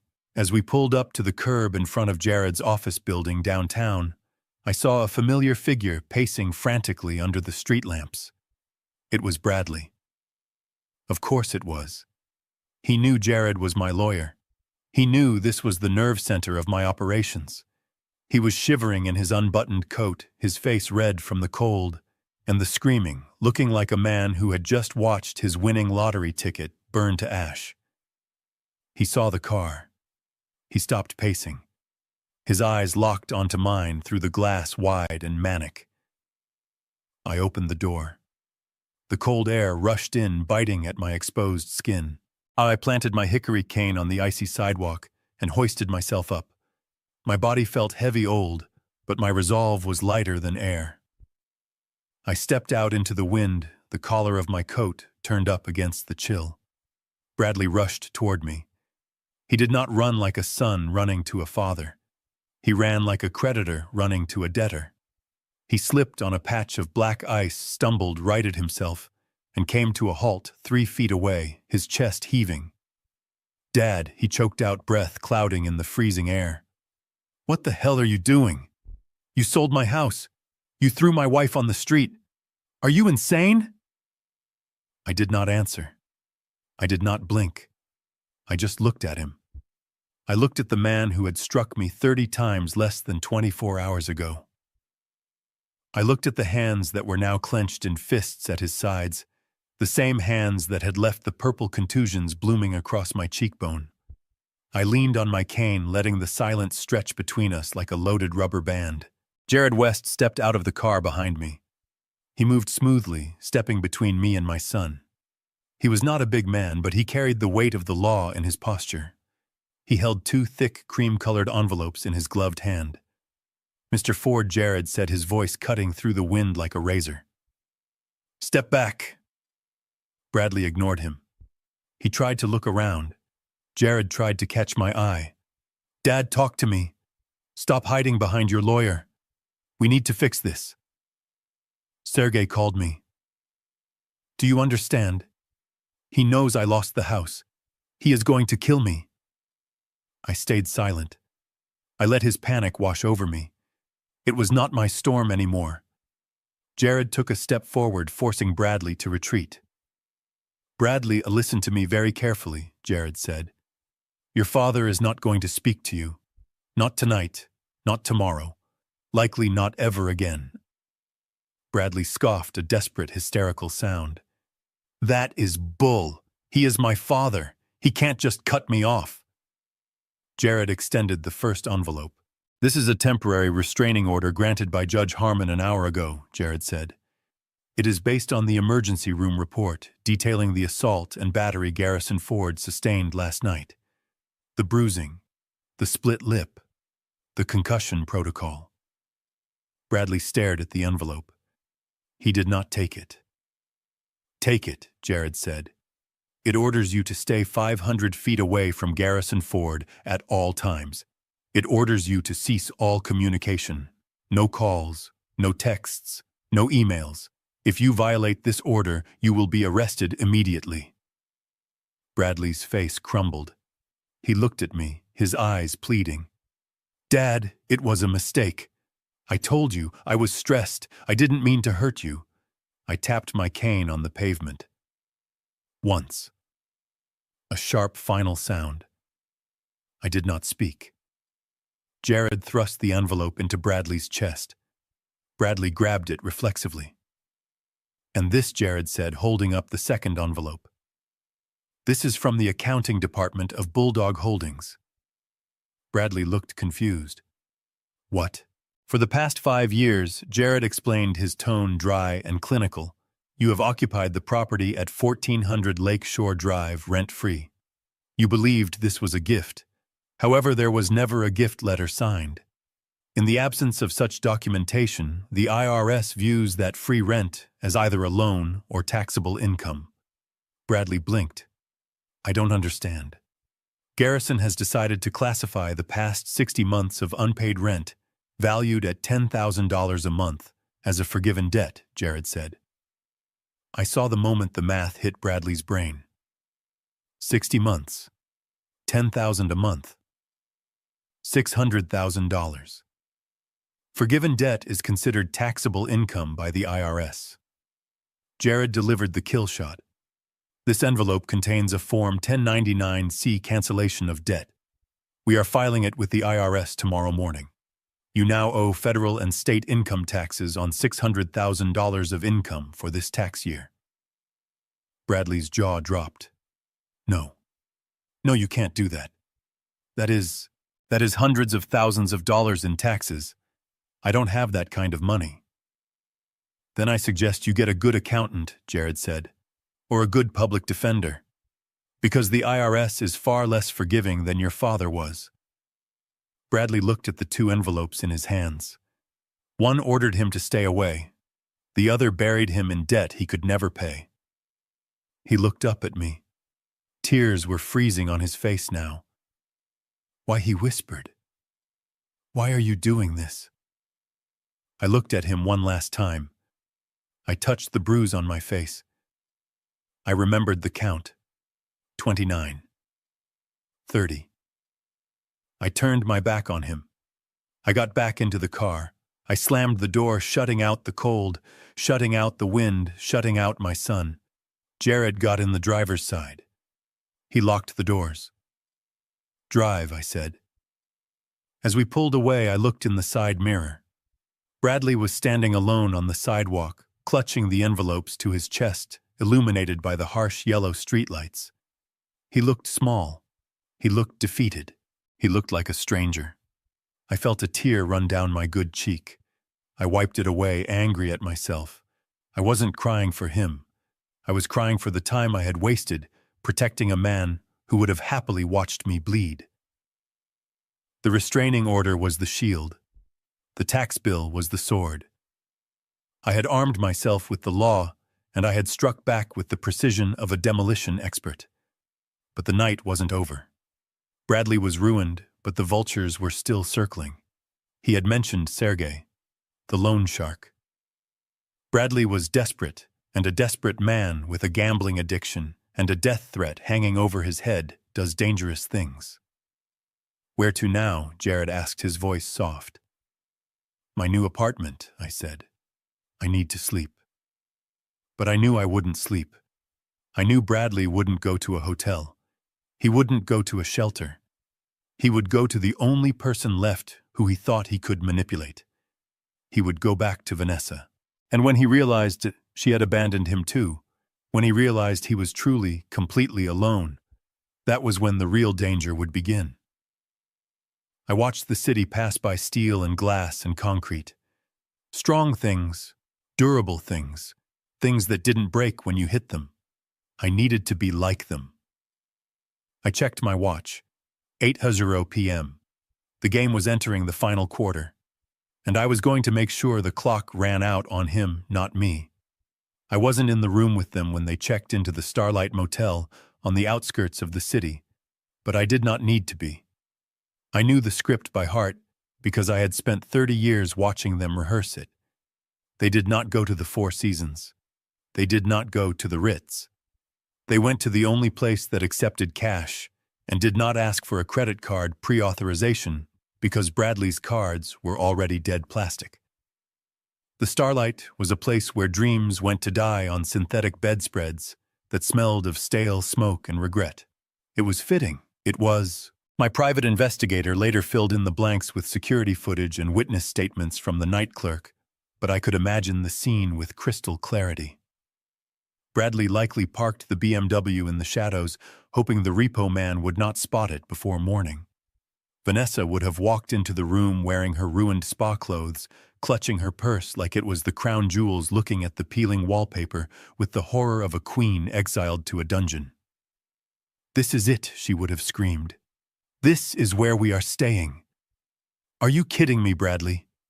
It is just for one night, Bradley would have pleaded, his voice cracking with exhaustion. Just until I sort this out. I will call the bank in the morning. It is a mistake. Dad is just throwing a tantrum. He will calm down. He was still lying. Even at rock bottom, he was trying to dig a basement. The conflict started when they tried to order food. They were hungry. They were cold. They wanted comfort. Bradley pulled out his phone to order delivery. He tapped in the order. Pizza. Wings. Expensive comfort food. Transaction declined. He tried another card. The corporate Amex I let him use for business expenses. Declined. Account closed by administrator. He tried his personal debit card. The one linked to the account where I deposited his salary for the no-show job at the subsidiary. Insufficient funds. Vanessa watched him. She sat on the edge of the bed, refusing to take off her coat. She watched his thumb hitting the screen harder and harder as if force could generate credit. "It is not working, is it?" she asked. Her voice was not hysterical anymore. It was cold. It was the voice of a woman calculating her exit strategy. "The system is down," Bradley lied. "Stop lying," she snapped. She stood up and grabbed his phone. She opened his banking app. She forced his face in front of the screen to unlock it. She scrolled. She looked at the zeros. She looked at the overdraft fees. She looked at the transaction history. "Where is the money, Brad?" she demanded. "You told me you had 50,000 in savings. You told me you were getting a bonus." "I spent it," he muttered. "On what?" "On things. On debts." "Gambling," she whispered. "You gambled it." And then she scrolled further. She saw the deposits. Monthly transfers from Garrison Ford. Monthly transfers from Bulldog Holdings. She saw the payments for the Range Rover. She saw the payments for her gym membership. She looked up at him, and the realization hit her harder than the cold wind outside. "You do not pay for anything, do you?" she said. "Your dad pays for everything. The car, the house, the insurance, even my phone bill." "He helps out," Bradley defended weakly. "He is my father. That is what fathers do." "He does not help out," she screamed, throwing the phone at him. "He owns you, and he just cut you off. We have nothing. You are nothing without him. I am a director of sales," Bradley shouted back, trying to salvage his ego. "I have a job." "You have a title," she spat. "You think your dad didn't arrange that too? You think you actually earned that corner office? You are a joke, Bradley. And now you are a broke joke." Bradley sat on the floor, his back against the graffiti-stained wall. He put his head in his hands. "Don't leave me, Ness," he sobbed. "Please, I can fix this. I have assets." "What assets?" "The clothes in the dumpster." "I have the watch," he said. He fumbled with his wrist. He unclasped the heavy gold Rolex Submariner he wore every day. The watch he flashed in meetings. The watch he told everyone cost $30,000. "Take it," he said, holding it out to her. "Sell it. It is worth 20 grand easy. Take it and get a hotel room. I will sleep in the car. Just don't leave me." Vanessa looked at the watch. It glittered in the flickering fluorescent light of the motel room. It looked heavy. It looked expensive. She took it. She weighed it in her hand. She looked at him with a mixture of pity and disgust. "You are pathetic," she said. She put the watch in her purse. She didn't say thank you. She didn't say I love you. She sat back down on the bed and stared at the door. Bradley thought he had bought her loyalty for one more night. He thought the watch was his salvation. He didn't know that the watch was a fake. "I knew. I was there when he bought it in Chinatown 5 years ago for $200. He wanted to look rich without spending the money. It was the perfect metaphor for his life. A shiny exterior with cheap plastic gears inside. He fell asleep eventually. The exhaustion, the stress, the adrenaline crash, it all took him down. He passed out on the floor, curled up in his coat near the radiator. That was when Vanessa made her move. I can picture it perfectly. The silence of the room broken only by Bradley's snoring. Vanessa standing up. She didn't pack a bag because she had no bag to pack. All her things were gone, but she still had her survival instinct. She walked over to Bradley's sleeping form. She didn't look at his face. She reached into his coat pocket. She pulled out his wallet. She took the $60 in cash he had left. She took his driver's license just to be cruel. Then she reached into his other pocket and took the keys. Not the keys to the BMW. The BMW was leased in my name, and she knew I would report it stolen by morning. She took the keys to the white Range Rover. That car was the only thing I had foolishly put in her name as a wedding gift. I paid the monthly notes, but the title was hers. It was the only asset she had left. She walked to the door. She opened it quietly, letting in the sliver of orange streetlight. She looked back at her husband one last time. She didn't leave a note. She didn't leave an apology. She just left. She walked out into the parking lot. She got into the Range Rover. She started the engine. She didn't turn on the headlights until she was on the main road. She drove away, leaving Bradley alone on the floor of a cheap motel with nothing but the clothes on his back and a debt he couldn't pay. When she got to the pawn shop the next morning to sell the Rolex, she would find out it was worthless. She would scream. She would probably throw it in the gutter. But for now, she drove into the night thinking she had won a small victory. She was wrong. She hadn't won anything. She was just running away from the blast radius. I sat in my apartment staring at the city skyline. My phone buzzed. It was a notification from the tracking device on the Range Rover. Vehicle moving. Heading west on I-90. Speed. She was running. Good. That left Bradley alone, completely exposed. When he woke up in that motel room, he would reach for his wife and find empty air. He would reach for his watch and find a bare wrist. He would reach for his car keys and find an empty pocket. He would realize that the only person who had ever actually stuck by him was the father he had slapped 30 times, and he would realize that bridge wasn't just burned, it was nuked. I took a sip of water. My throat was dry. The silence in my apartment was heavy, but it was clean. It was the silence of order. Tomorrow, the real pain would start for him. Tomorrow, the loan sharks would realize he had lost his collateral. Tomorrow, his boss would receive the dossier I had compiled about his embezzlement of company expense accounts. But for tonight, I just watched the dot on the map move away, and I waited for the sun to rise on a brand new world. A world where Bradley Ford was about to learn that rock bottom has a basement. Tuesday morning broke over Chicago with a gray, oppressive sky that matched the color of the pavement. I was sitting in my new penthouse apartment overlooking the river, sipping black coffee and monitoring the police scanner apps and local news feeds. I knew Bradley. I knew his patterns. After waking up alone on the floor of the Starlight Motel, realizing his wife had abandoned him, and his bank accounts were frozen, he would do the only thing he knew how to do. He would go to work. He would put on his wrinkled suit, splash cold water on his face in the motel sink, and drive his BMW into the city, hoping that the glass walls of his office would protect him from the reality of his life. He believed his job was his sanctuary. He believed his title of director of sales gave him immunity. He thought that as long as he was wearing a tie and sitting behind a desk, he was safe from the consequences of his actions. He was wrong. The corporate world does not offer sanctuary. It offers liability management. And Bradley Ford was about to become a massive liability. My private investigator had informed me at 8:00 a.m. that 2 black SUVs had been spotted idling outside the boarded-up mansion on Lakeshore Drive. Men had gotten out. They had inspected the steel door. They had looked at the Titan demolition signs. These were not curious neighbors.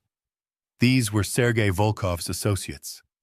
They were debt collectors who did not work on commission. They worked on intimidation. They saw the house. They saw the plywood. They realized instantly that their collateral, the $2 million asset Bradley had undoubtedly bragged about owning the asset he had likely pledged against his $285,000 gambling debt, had evaporated overnight. They did not call him. They did not text him.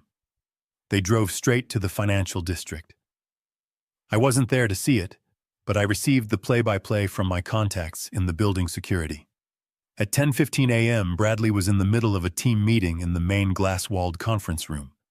He was trying to project confidence, trying to pretend he hadn't spent the night on a dirty carpet, trying to pretend his father hadn't erased his existence. The elevator doors on the 40th floor dinged. 2 men stepped out. They were not wearing business suits. They were wearing leather jackets and expressions that made the receptionist drop her phone. They didn't stop at the desk.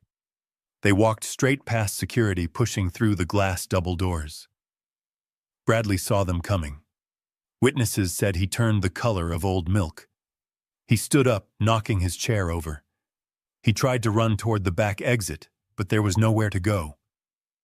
The conference room was a fishbowl. The first man, a giant with a shaved head, kicked the door open. The sound shattered the polite hum of the office. "Mr. Ford," the man said. His voice was low, but it carried across the entire floor. "We need to talk about your real estate portfolio." "Please," Bradley stammered, backing up against the whiteboard. "Not here. Please, guys, let's go outside. I have the money. It is coming today. My father is wiring it." He was still using my name, still using me as a shield even after I had thrown him to the wolves. The second man didn't speak. He just walked up to Bradley and punched him. It wasn't a movie punch. It was a professional, efficient strike to the solar plexus. Bradley folded in half, gasping for air, retching on the carpet in front of his entire sales team. The man grabbed Bradley by the hair and slammed his face into the mahogany conference table. Blood splattered onto the quarterly projection charts. "Where is the house, Bradley?" the man asked calmly. "Where is our collateral?" "It is sold." Bradley shrieked, blood bubbling from his nose. "He sold it." "I didn't know." The man hit him again. A sharp blow to the ribs. I imagined it felt very similar to the pain in my own chest, only Bradley didn't have the luxury of morphine. Security finally arrived, but they didn't intervene physically. They just stood back and radioed the police. Volkov's men knew exactly how much time they had. They dropped Bradley to the floor like a sack of wet cement. "Consider this a late fee," the bald man said. "You have 24 hours, or next time we take a finger." They walked out. They didn't run. They took the elevator down to the lobby and disappeared into the city traffic before the police sirens even grew loud. Bradley was left lying in a pool of his own blood, surrounded by his horrified colleagues. He tried to stand up. He tried to wipe his face with his sleeve. He looked at his boss, the vice president of operations, a man who valued quarterly earnings above human life. "I can explain," Bradley wheezed. "It is a misunderstanding." The VP didn't offer him a hand. He didn't ask if he needed an ambulance. He looked at the blood on the table. He looked at the traumatized staff. He looked at the liability. "You are fired, Ford," the VP said coldly.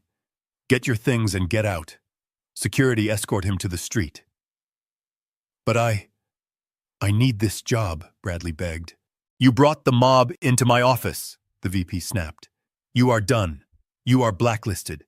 Get him out of here before the cops arrive. I don't want them interviewing my staff." Two security guards grabbed Bradley by his arms. They didn't let him pack a box. They didn't let him grab his coat. They dragged him through the lobby past the staring eyes of the people he used to boss around and threw him out onto the sidewalk.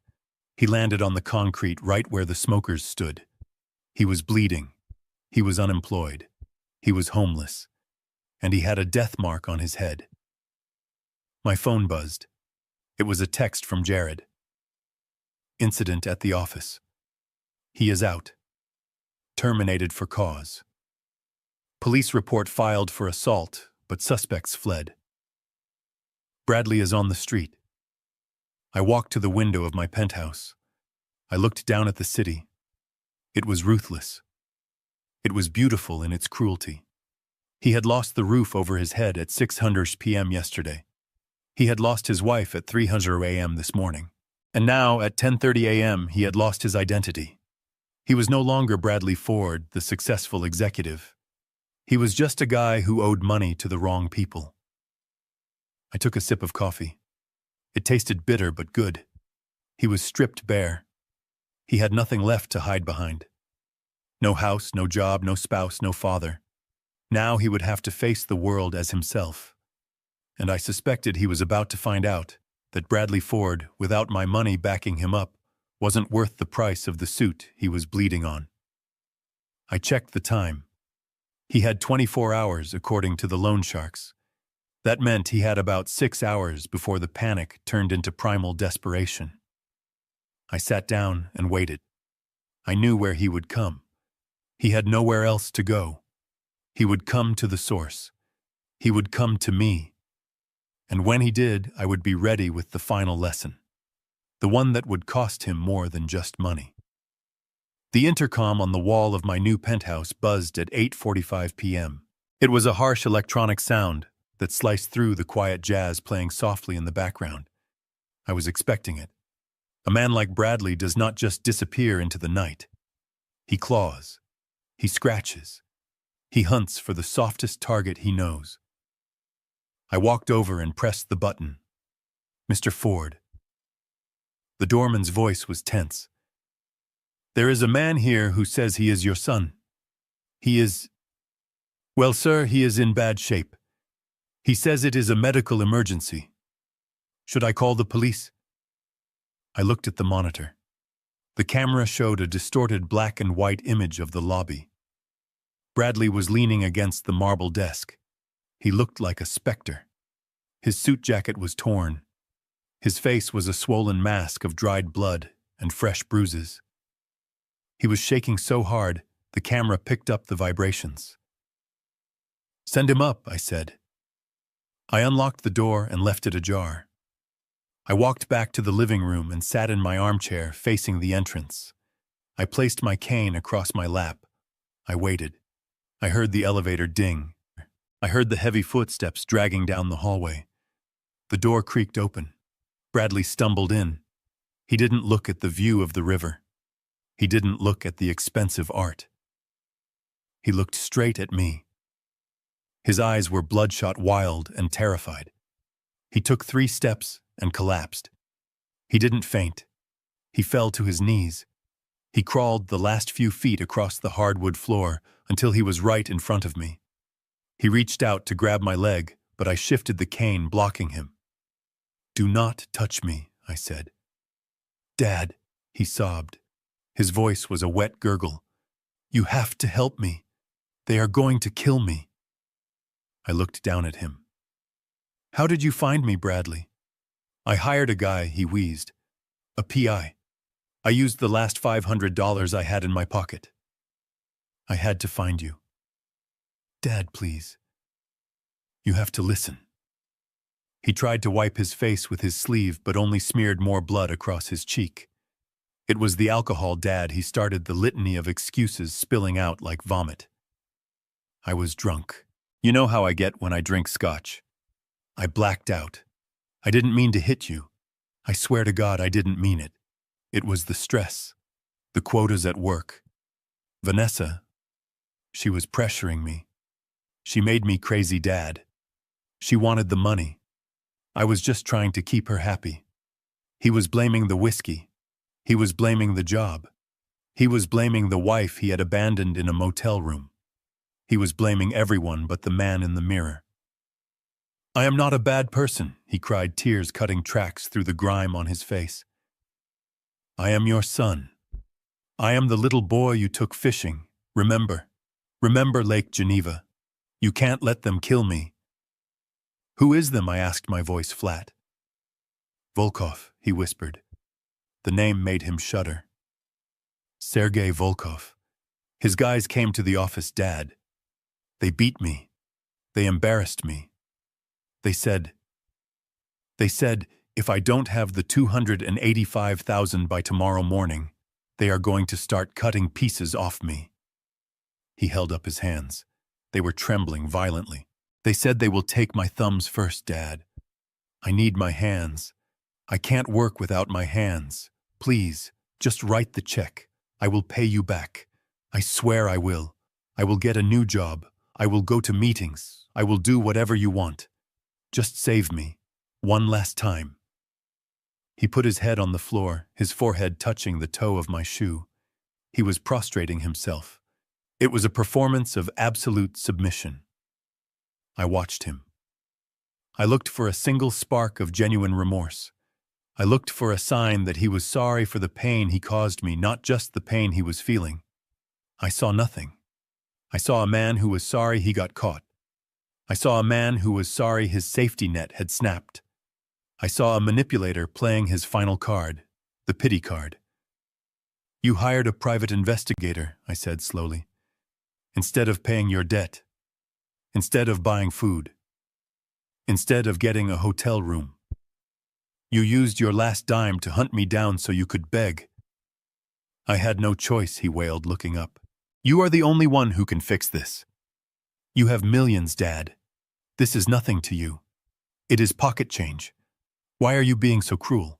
It is just money. Just money.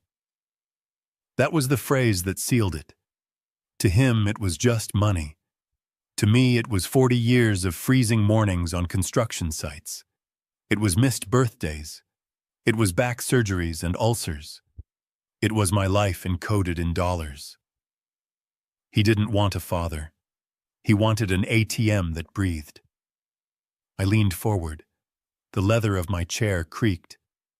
Bradley stopped crying for a second, hope flaring in his eyes. He thought I was reaching for my checkbook. He thought the old man was cracking. He thought the tears had worked. Get up, I said. He scrambled to his feet, wiping his nose. You will do it. Thank you, Dad. Thank you. I knew you wouldn't let me die. I knew you loved me. I stood up facing him. I was eye level with him now. I saw the relief washing over him. The arrogance was already starting to creep back in. He was already thinking about how he would spin this to his friends, how he played the old man one last time. I didn't say I would pay it, I said. Bradley froze. What? I said, get up because you are ruining my rug. Bradley's face twisted. Confusion turned to anger, then back to terror. Dad, stop playing games. They are going to cut my fingers off. I walked past him. I walked to the wet bar. I poured a glass of water. I drank it slowly while he watched me. You said it was the alcohol, I said, turning back to him. You said you didn't mean it. You said it was just stress. Yes, he nodded frantically. Yes, exactly. I was not myself. I walked over to the side table where my laptop sat, connected to the massive flat-screen television mounted on the wall. I want to show you something, Bradley, I said. I want to show you exactly who you are when you think no one is watching. I tapped a key on the laptop. The television screen flickered to life. Bradley looked at the screen. He frowned. What is this? Just watch, I said. And then I pressed play. The video that filled the screen was high definition. It was stable. And it was damning. It was the footage Vanessa had recorded on her phone the night of the party. The footage I had extracted from her cloud account after finding her discarded laptop in the trash pile. It showed everything. The locked door, the taunting, and then the first slap. 1. Bradley stared at the screen. He watched himself strike his father. 2. He watched himself scream. Sign it, old man. 3. He watched the blood spray from my lip. He turned to me. His face was the color of ash. Dad, turn it off. No, I said. We are going to watch all 30. And then I'm going to tell you what I did with this video 10 minutes before you walked in the door. The sound of my own flesh breaking filled the penthouse living room, amplified by the surround sound speakers. It was a wet, sharp crack that echoed off the floor to ceiling windows. On the screen, the high-definition image was brutal. Bradley's face was twisted into a snarl of pure animalistic rage. My face was a mask of shock and blood. 4, 5, 6. Bradley covered his ears. Stop it, he screamed. Turn it off. I cannot watch this. You are going to watch it, I said, my voice cutting through the noise of the recording. You enjoyed doing it. You should enjoy seeing it. 7, 8, 9. He fell back against the wall, sliding down until he was sitting on the floor while hugging his knees.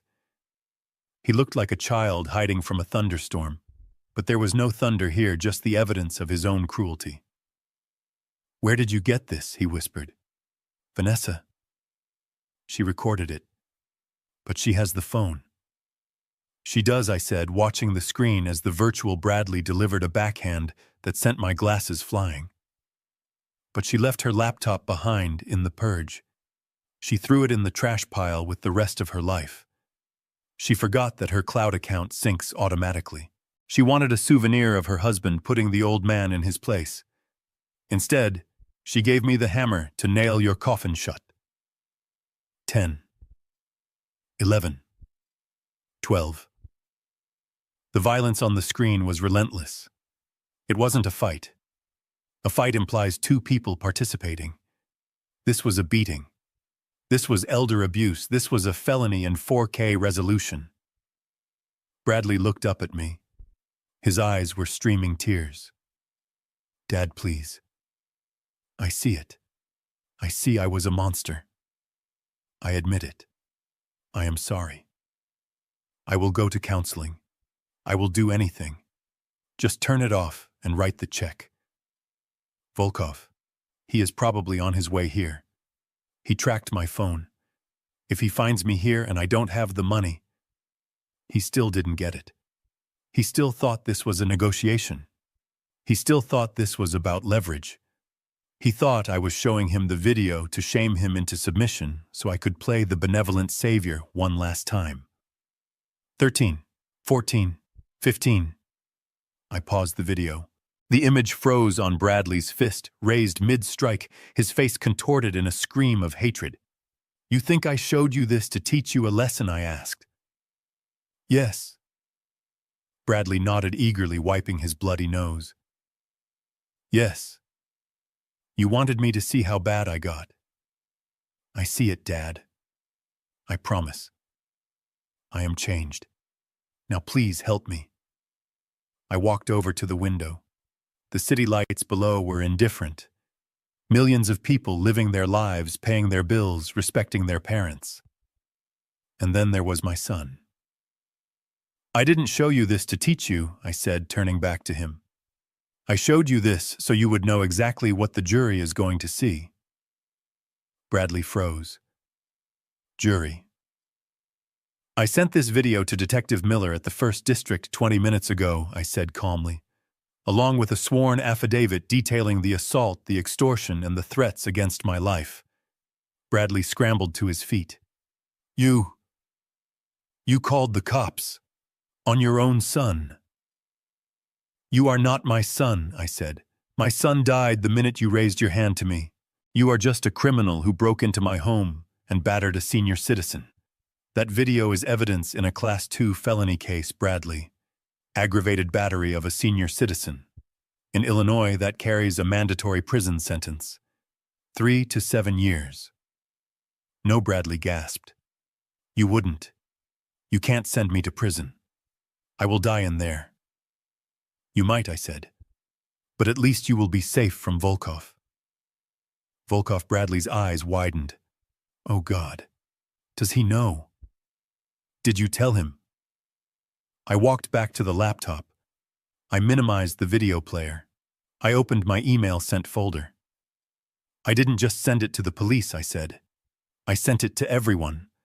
I sent it to your former boss so he has cause to deny your unemployment claim. I sent it to Vanessa so she has grounds for an annulment. And yes, I sent it to an anonymous tip line that connects directly to Sergei Volkov's organization." "You sent it to the loan shark," Bradley screamed. "Are you trying to get me killed?" "No," I said. "I am trying to destroy your credit rating with the underworld.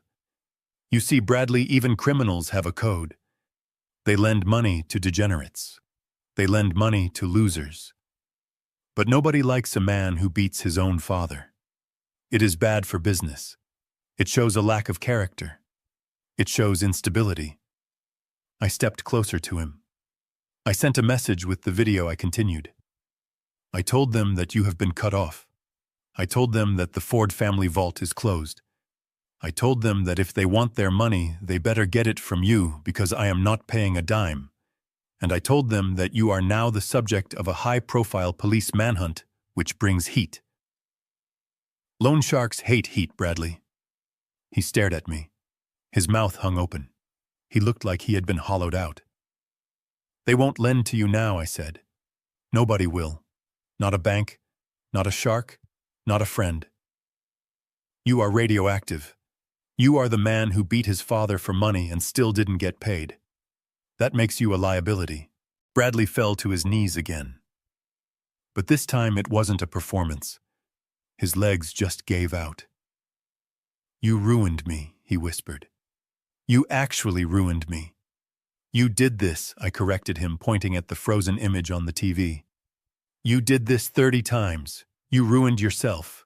I just turned on the lights so everyone could see the wreckage." The sound of sirens began to bleed through the heavy glass of the penthouse windows. Faint at first, then growing louder. Blue and red lights began to bounce off the buildings below, reflecting in the glass. "They are coming for you, Bradley," I said. He looked at the window. He looked at the door. He looked at me. "Dad," he whimpered. "Hide me. Please. Just hide me in the back room. Don't let them take me." I sat down in my armchair. I picked up my cane. I rested my hands on the handle. "I am not hiding you," I said. "I buzzed them up 5 minutes ago." The elevator chimed. Bradley spun around. He looked at the heavy oak door of the apartment. He looked like a rat in a trap. He ran toward the balcony door, fumbling with the latch, but it was locked. He ran toward the kitchen, looking for a back exit, but there was none. The heavy thud of boots sounded in the hallway. "Open up, police!" Bradley backed into the corner of the room near the TV, where his own image was still frozen in an act of violence. He was shaking so hard his teeth were chattering. He looked at me one last time. There was no anger left in his eyes, only a deep, bottomless terror. Why, he asked, his voice barely a sound. "Because I love you enough to stop you," I said. "And because I respect myself enough not to let you kill me." The door burst open. 4 officers in tactical gear swarmed the room. Guns were drawn. On the ground, now. Bradley didn't fight. He dropped to his stomach. He put his hands behind his head. He sobbed into the expensive rug he had bled on earlier. I watched as they cuffed him. I watched as they hauled him up. I watched as they read him his rights. He didn't look at me as they dragged him out. He hung his head, shame finally overtaking him. The lead officer stopped by my chair. "Mr. Ford," he asked. "Are you okay, sir? Do you need a medic?" I touched the bruise on my face. It still hurt. It would hurt for a long time. "No, officer," I said. "I am fine. I just need some peace and quiet." They took him away. The door closed. The sirens faded as they drove him to the precinct. I was alone in my penthouse. The video was still paused on the screen. I picked up the remote and turned off the TV. The room went dark save for the city lights outside. I walked to the window. I looked down at the street. I saw the squad car merge into traffic, carrying my son away from his debts, away from his mistakes, and away from me. He was safe now. In a cage, but safe. Volkov couldn't touch him in county lockup. He would have 3 meals a day. He would have a bed. He would have time to think. It was the most expensive gift I had ever given him. It cost me a house. It cost me my heart. But it might just save his life. I poured myself another glass of water. My hand was steady. The 30 slaps were finished. The count was 0. I took a deep breath, and for the first time in 5 years, I felt the weight lift off my chest. It was over. Now I could finally start rebuilding. Not a skyscraper, not a business, but a life, my life. The silence of the police precinct was different from the silence of my penthouse. It was a busy silence filled with the scratching of pens, the hum of old computers, and the low murmur of misery. I sat in an interrogation room not as a suspect, but as a victim. A detective named Miller sat across from me. He was a young man with tired eyes and a coffee stain on his tie. On the metal table between us lay a tablet playing the video of my son beating me. We watched it together. I had seen it before, but seeing it here in this cold, sterile room gave it a new weight. It was no longer a family tragedy. It was evidence. It was Exhibit A. Detective Miller paused the video at the 15th slap. He looked at me. He looked at the bruises that had turned my face into a topographic map of pain. "Mr. Ford," he said, his voice quiet. "I have been on this job for 12 years. I have seen bar fights, gang shootings, and domestic disputes. But I have never seen something this systematic." He counted them. He literally counted them while he hit you. "He likes to be precise," I said, rubbing my aching jaw. "He is a numbers guy." The door opened and a woman walked in.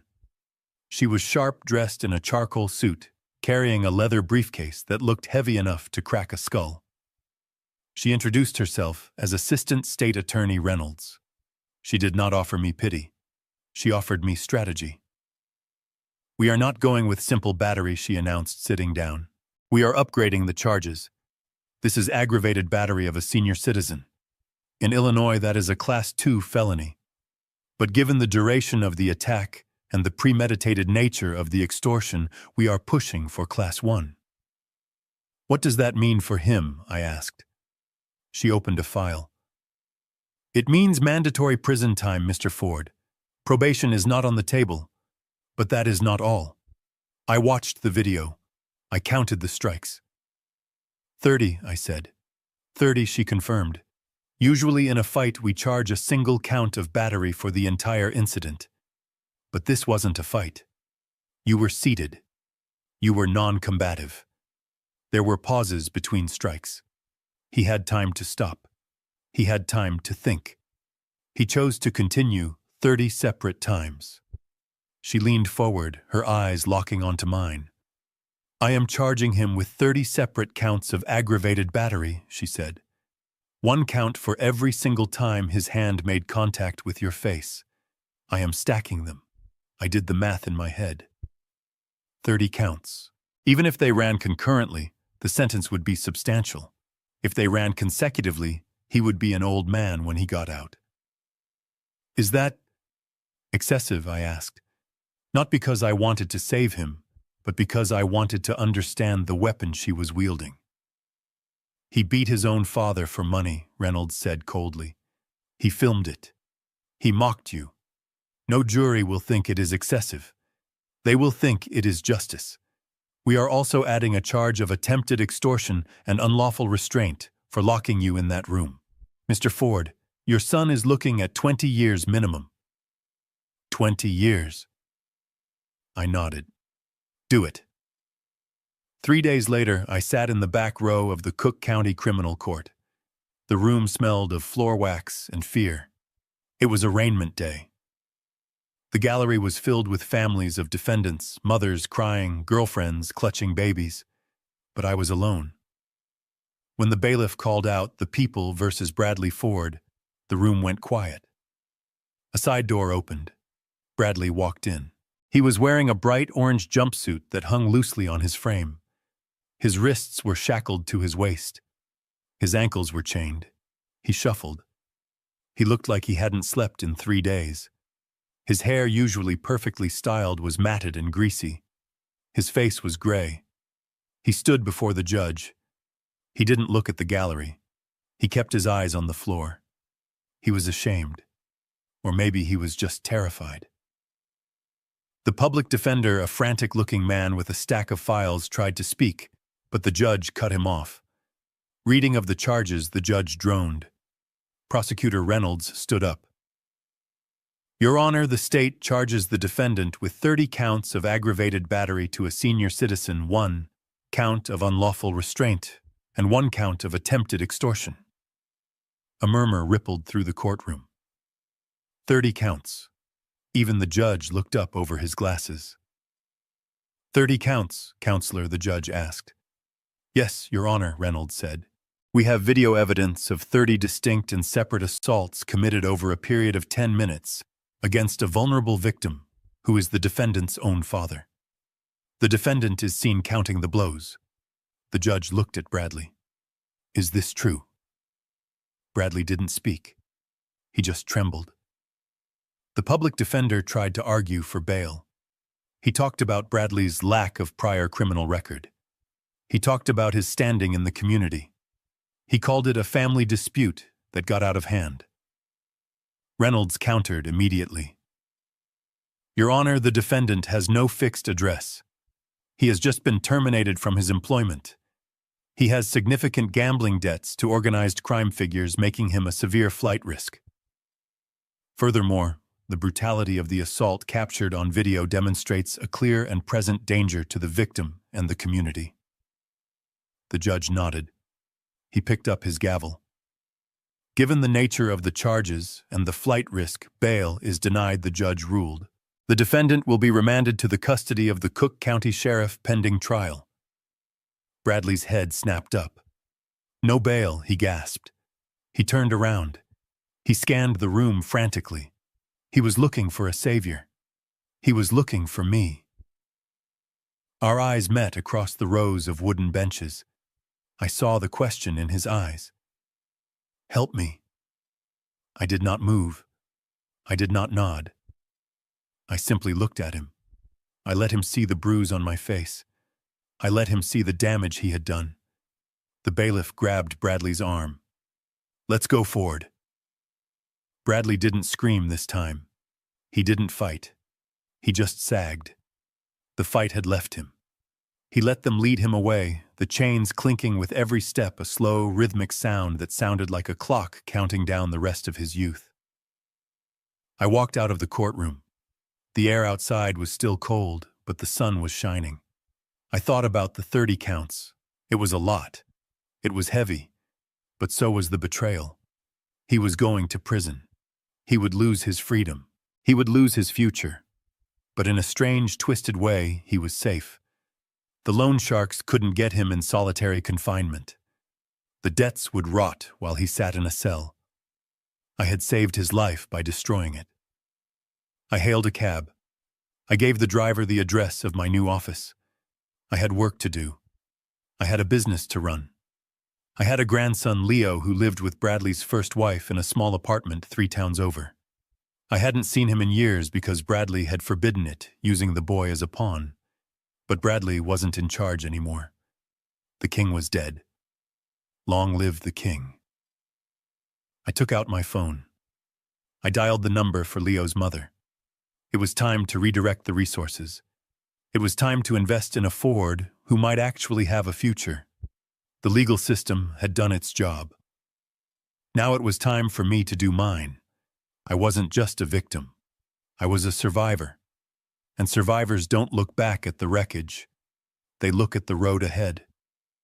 6 months is a long time in the construction business. It is enough time to break ground, pour a foundation, raise a steel skeleton, and enclose a structure in glass. It is enough time to change a skyline. It is also enough time to bury a past life and build a new one on top of the rubble. I sat on the balcony of my penthouse watching the summer sun glitter off the surface of Lake Michigan. The ice was gone. The gray, oppressive winter sky had been replaced by a brilliant, endless blue. The wind was no longer biting. It was a gentle breeze that smelled of fresh water and expensive sunscreen. My iPad chimed on the glass table next to my coffee. I swiped the screen. The face of an 8-year-old boy filled the frame. He was grinning, missing a front tooth, his face smeared with dirt and happiness. "Hi, Grandpa," Leo shouted, his voice tinny through the speakers. "Look what I got." He held up a plastic gold trophy. It was cheap. It was small. It was magnificent. "We won the league." Grandpa Leo beamed. "I hit a double. Mom took me for ice cream." "That is amazing, Leo," I said, my voice soft. "I am proud of you." I looked at the boy. He had my eyes. He had his mother's kindness. He was Bradley's son from his first marriage, the wife Bradley had cheated on and abandoned because she wasn't flashy enough for his sales director lifestyle. For years, Bradley had kept Leo away from me, using access to my grandson as a bargaining chip for money. But Bradley wasn't the gatekeeper anymore. "Did you get the package I sent?" I asked. "Yeah," Leo said, his eyes going wide. "The new glove. It is awesome. Mom says it is too expensive to use in the dirt, but I told her you said it was made for catching." "Use it in the dirt," I said. "Get it messy. That is what it is for. Leather gets better when you work it." I watched him talk for another 10 minutes.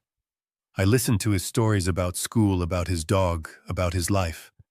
I was not just a wallet to him. I was Grandpa. I was the man who called every Sunday. I was the man who set up a trust fund that would ensure he went to college debt-free. I was investing in the future instead of subsidizing a failure. "I love you," Grandpa Leo said, before hanging up. "I love you too, kid." The screen went black. I sat back in my chair. The silence of the penthouse was not lonely. It was peaceful. It was the silence of a ledger that had finally been balanced. I took a sip of my coffee. I looked toward the north, toward Lake Shore Drive. I couldn't see the old lot from here, but I knew what it looked like. I had driven past it yesterday. The mansion was gone. Bulldog flippers had moved fast. They had stripped it, gutted it, and bulldozed it in 3 days. Now it was a flat, graded lot surrounded by construction fencing. A sign out front announced the coming of a boutique retail center. My son's kingdom had been erased. There was no monument to his ego left standing. Just dirt waiting for a better tenant. Bradley was gone too. The trial had been swift. The video evidence was irrefutable. The 30 counts of aggravated battery combined with the financial fraud and the threats resulted in a sentence that sent a message. 10 years. He was currently residing in the Stateville Correctional Center. He had a bed. He had meals. He had time. And he had safety from Volkov. He wrote me letters. One every week. I recognized the handwriting on the envelopes. I did not open them. I put them in a shredder. I did not need to read his apologies or his accusations. I knew who he was. I had seen his true face when he thought he had the power. Vanessa had not fared much better. My private investigator sent me a photo last week. She was working as a waitress at a roadside diner in Gary, Indiana. She looked tired. She looked older than 28. She was wearing a uniform that did not fit, and shoes that were made for working, not for walking runways.